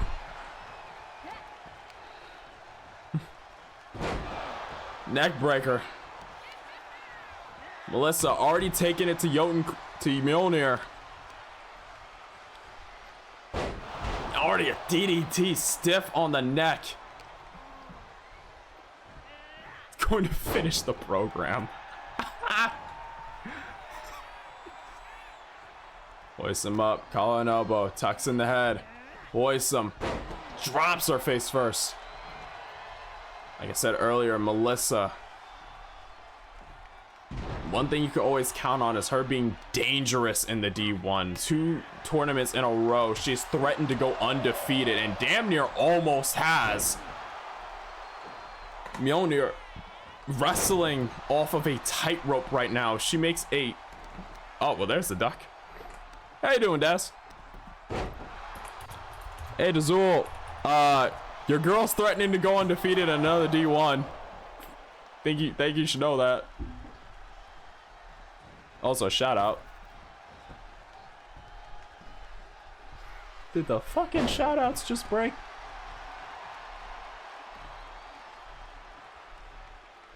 God damn it, Melissa. Well, you now have that line at the top of the stream. Go check out Dazor RGB. Even if you're watching on VODs, go check him out. He is very good, puts a lot of effort into his shows. A lot of animation. He's really good with pixel animation. I've seen him do a bunch of stuff that has honestly left me on the edge of my seat. That man is just really fucking good at what he does. All right, he co-hosts GCA with Monty Fox. They both share Galactic Corporation Alliance. GCA contains So Real NWOW, which is Duck's main show. So go over, give him a follow if you haven't already. We got beef. You're not that special. You are very good at what you do, damn it. I can't feed you bread, but I'll feed you appreciation instead.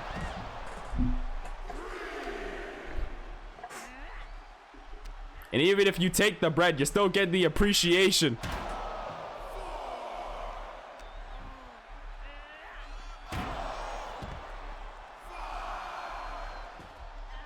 Getting goosebumps thinking about that. Count of 6 already. Remember, count of 20 on the outside. Melissa heading back in at 7. Now Taunton in the corner. Bread kills me, god damn it. Yeah, I know. So I can't give you bread. What I can do is give you appreciation, because damn it, you're damn good. Hit a far leg, count of 2 and a kick out. I'm gonna give you appreciation. I can't give you bread because then you'd be dead. So I'm giving you appreciation instead. And you're not escaping this. Brings the shoulder down into the mat. Mjolnir trying to take a chance. The big sharp elbow finds her in the midsection. Now an abdominal stretch from Mjolnir, but abdominal stretch on Mjolnir. But Mjolnir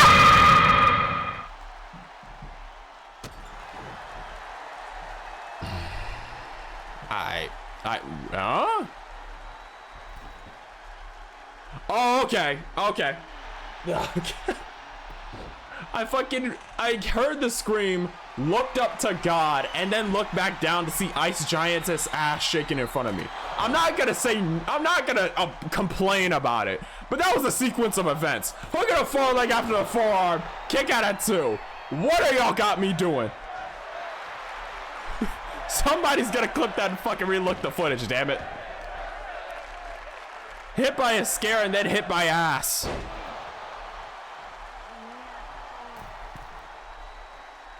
I got you. Fucking hell. Splash from the second rope. Now Mjolnir heading up to the top. Headbutt, no, Melissa moves out of the way. Had to wrap it out here. It's impulsive. Standing moonsault. Melissa already locked and loaded. Tries to go for the chop. Got caught with a ripcord. Look at the far leg. Ref. Count of 2 and a kick out by Mjolnir. Not out of the running yet. I don't need to reiterate how important this match is. 5 minutes have elapsed, and I don't need to like I said before, I don't need to reiterate how important this match is to Mjolnir. Headbutt. Mjolnir is at 6 points. 2 other people in the B block. Come on now. 2 other people in the B block are at 8. Mjolnir's only chance to stay alive in this tournament, to get another shot at that Women's World Championship, is to take this match, win it, and go on to the finals. To stay alive, she needs to stop the streak of Melissa Ewing, and I think she might be looking to do it with a jackhammer. Hits it! Thor's hammer! Wait a far leg, we got 1, 2, and a kick out by Melissa. Hit by a scare and then hit by ass. I will only complain about one of those, and it ain't the scare. Irish whip gets reverse, sends her over. Melissa goes over the back, hits her with a heel to the face. And now busting a move. Tucks the head in, big DDT, spiked Mjolnir on the top of her head. Irish whip sends her over to the ropes. Leapfrog, drop down. Now goes under, gets caught with a clothesline on the return though. Stop to the arm, lays her out flat, hook at the far leg. Trying to get a quick one here. Count of 2 and a kick out. Not enough. Goes for a stomp, Melissa moves out of the way. Mjolnir, wait a minute, gets caught by Melissa. Tilt-a-whirl straight into the Hurricane Rana. Shot over the head. Second shot over the head. Melissa trying to go for something. Gets Mjolnir in a hammerlock. Back elbow. Finds the neck. Breaks up the grip. Hoists her up. Blue Thunder. Hold on. This might be it. We got 1. We got 2. No. I wouldn't be. I'm being honest. Up till I think last episode, I wouldn't believe a Blue Thunder could pin somebody. My mouth's not moving, but I'm gonna keep it pushing, because we're at the end of the show. If shit goes wrong, shit goes wrong, damn it. Kick to the side of the head. Plants her feet. Moonsault. Last episode, Mjolnir managed to prove you can win off a Blue Thunder bomb. I never thought I'd see it in my life. Rolls through. Standing up, no, collar and elbow, Irish whip, sends Mjolnir up and over the top. Shot to the forearm, shot to the forearm? Forearm shot to the face. Mjolnir, Melissa using the ropes for leverage. Rolls, gets into the ring, Mjolnir moves out of the way of that stomp. Could have been nasty, as now she's just unloading shots on the ribsit cage, throws her over.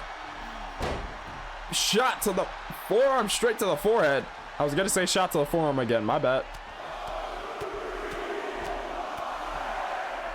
6 shots to the face. Now Melissa back up to her feet. Big closed fist. Kick to the gut. Ripcord again! Look at the far leg. Could this be it? We got 2 and a kick out.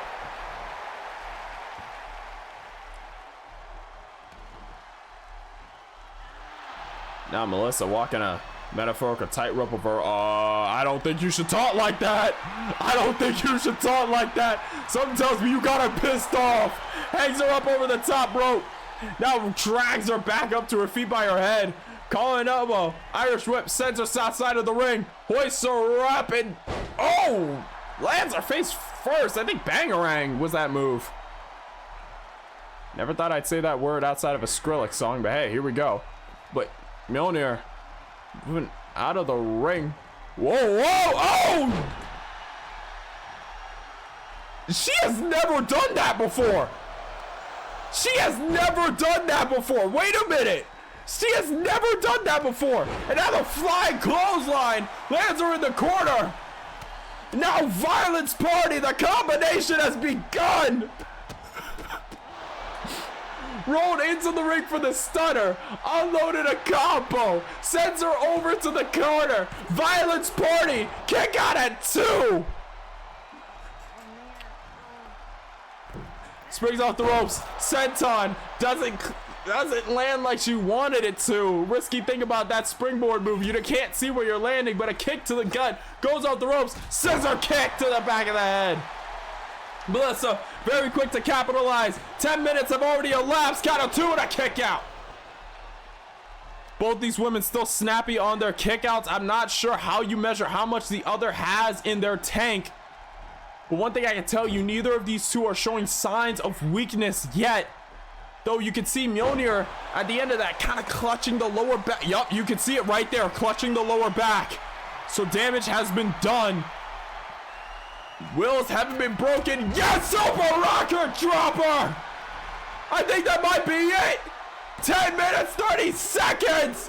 No, but another kick out. Not enough. Not enough.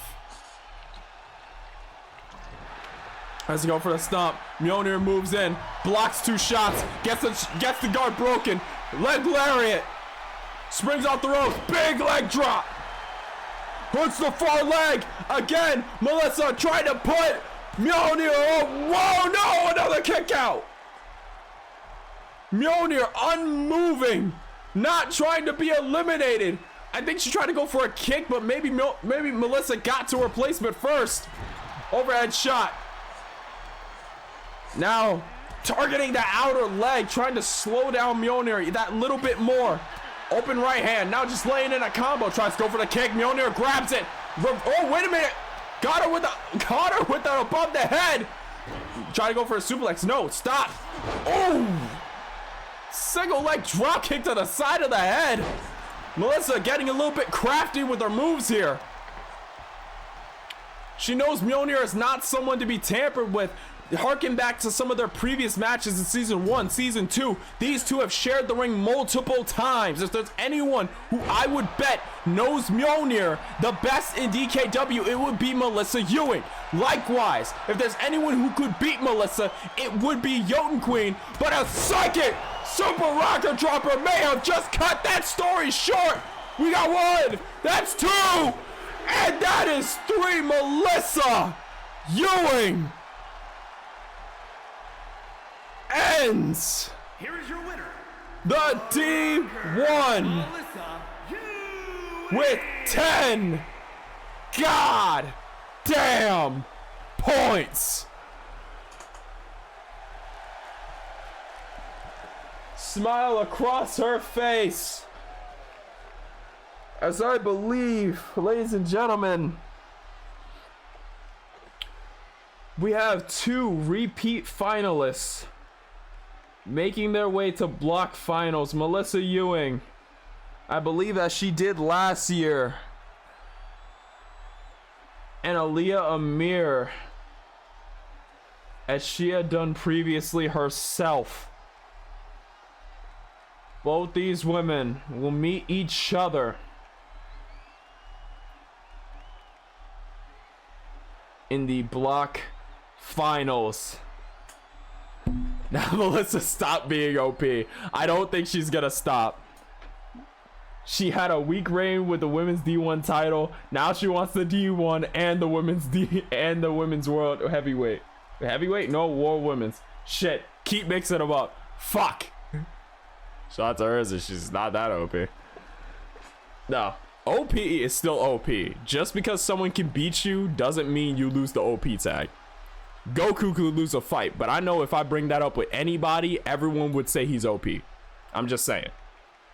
Like, OP can still lose a fight.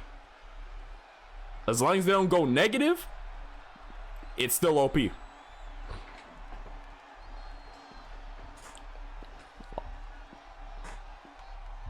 Then again, Melissa's been undefeated until Hell in a Cell. Yeah, see, there you go.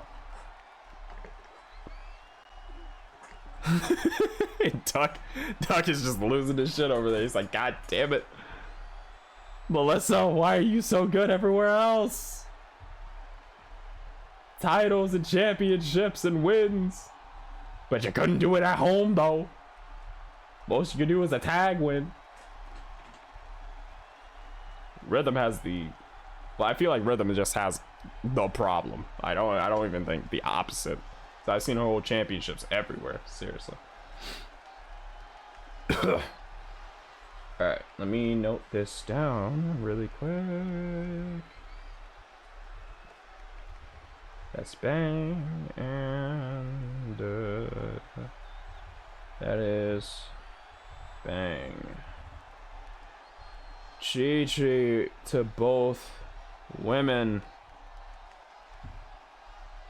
It is a hell of a tournament we have had on DKW. What is with these women and going unbeaten in the D1? I have no idea, but they are scary when there is a 20-minute time limit and 20 seconds on the outside to do whatever the hell they want. It is terrifying. Nobody goes to time, but everybody pushes the fucking bill. Some about D1s, some about round robin tournaments. It drags the best out of people. It drags that competitive edge. It's scary. But at the same time, it is very much beautiful in a scary way. Don't know how to describe it.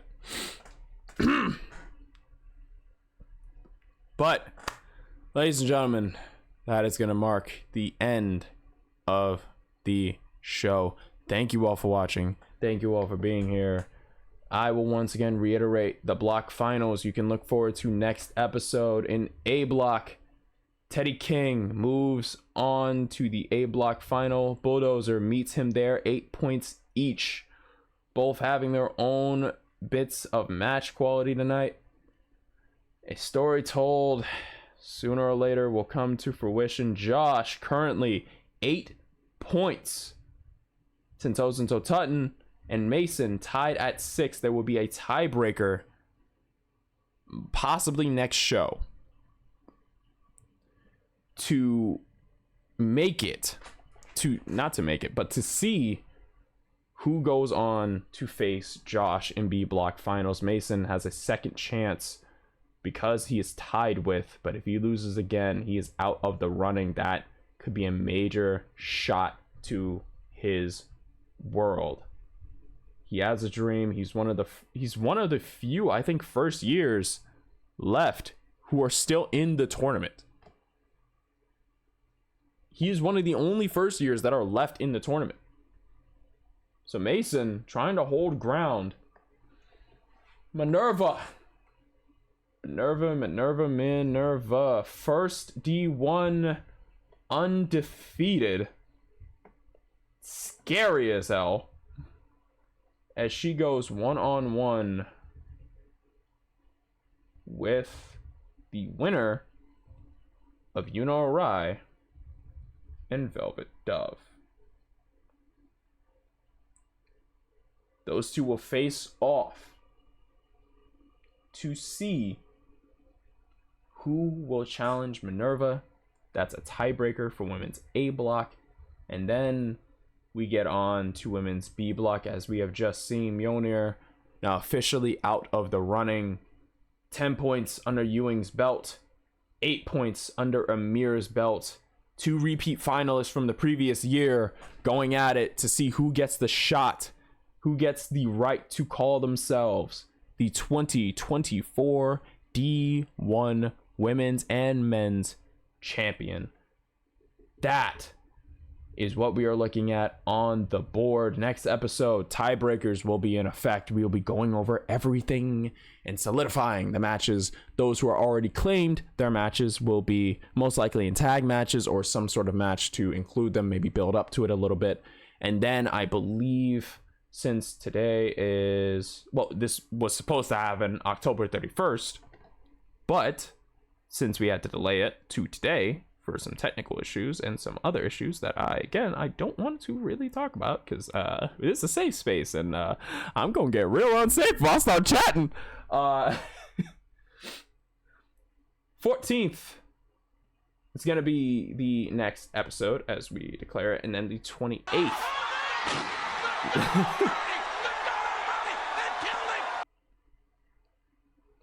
Phantom, can I get a roll tide? Huh? What's the roll tide? I'm a little bit lost.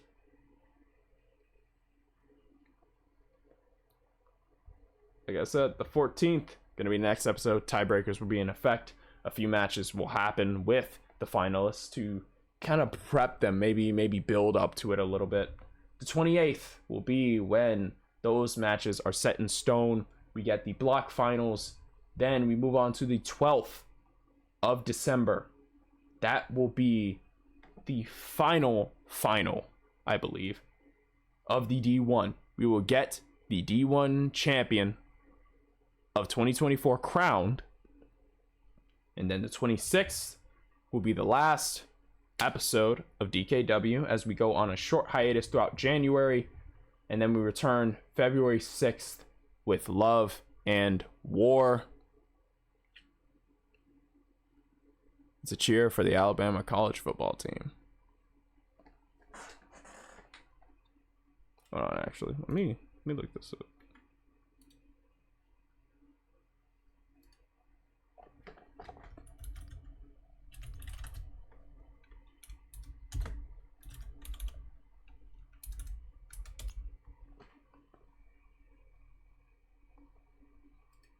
What do they do? They just. Oh, more spotting.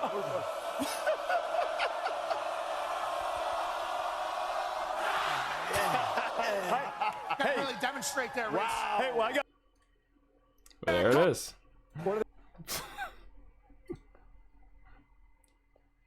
They're called the Crimson Tide. Oh yeah, the Alabama Crimson Tide. I've heard about them.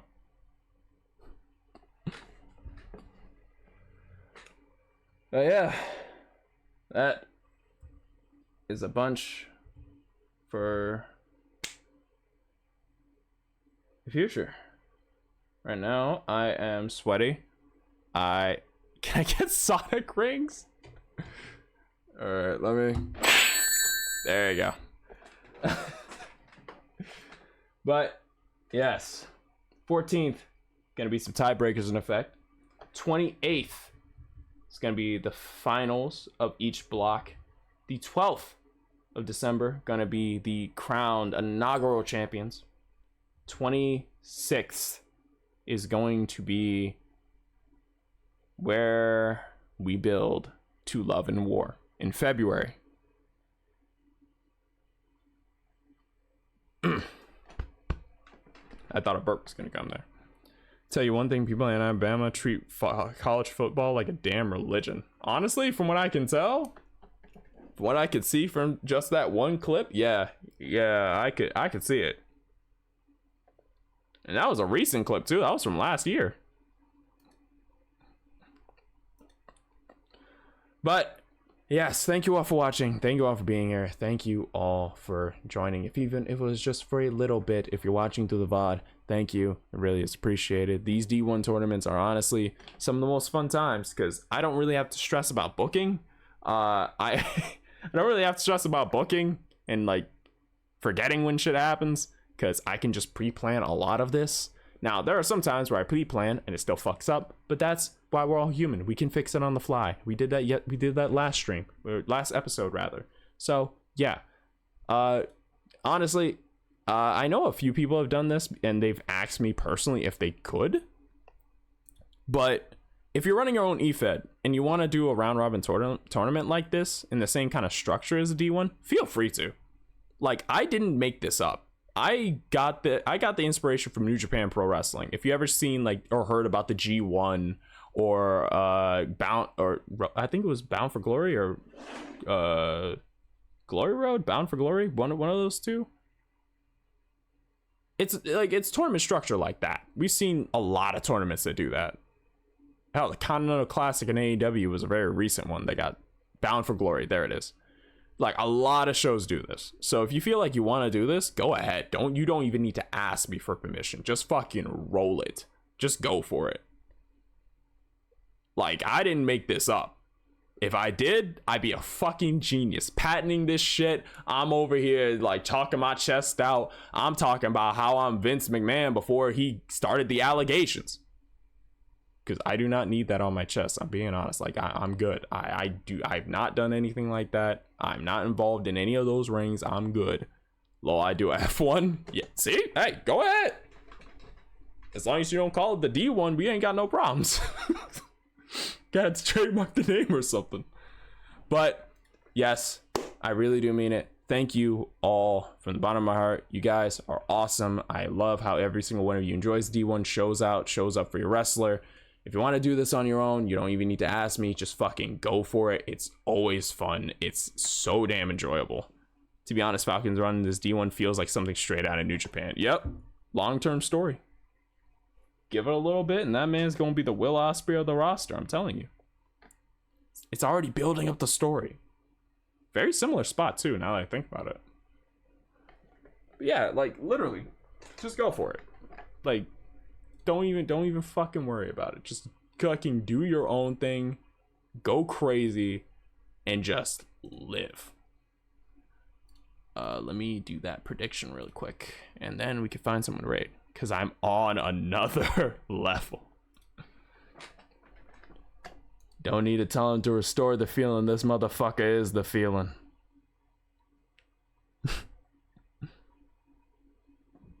Alright. Let's see if we can find someone to raid.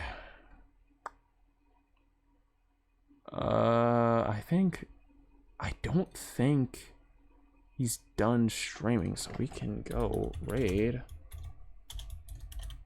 Zorts the Goblin. Just the only difference is I'm not gonna drop someone's head in with a Tiger Driver. Maybe you will, maybe you won't. You know, it might happen. I don't know why. I don't know what the fuck happened with my voice. I try to go, maybe you won't, maybe you won't. But nah, it's just like, it just sounded hoarse, like someone was fucking choking me out while I was saying it. What the hell? But I'm just gonna say Ospreay didn't expect himself to be doing it either. But hey, here he is. But yes, thank you all for watching. It really is appreciated. We're gonna go send out a raid to Zorts the Goblin right now, streaming MEW's all women's E-Fed roster. We're gonna go over, give him a much appreciated raid. Thank you all for being here. It really is appreciated. Can you fancy? Hey, yo, no. I just saw Falcon name the clip. I have to go check that because hey, turn that down. Turn that down. Anyways, thank you all for watching. I'll see each one of you beautiful people in the next one. Sayonara. Now I'm gonna drink water. Fuck.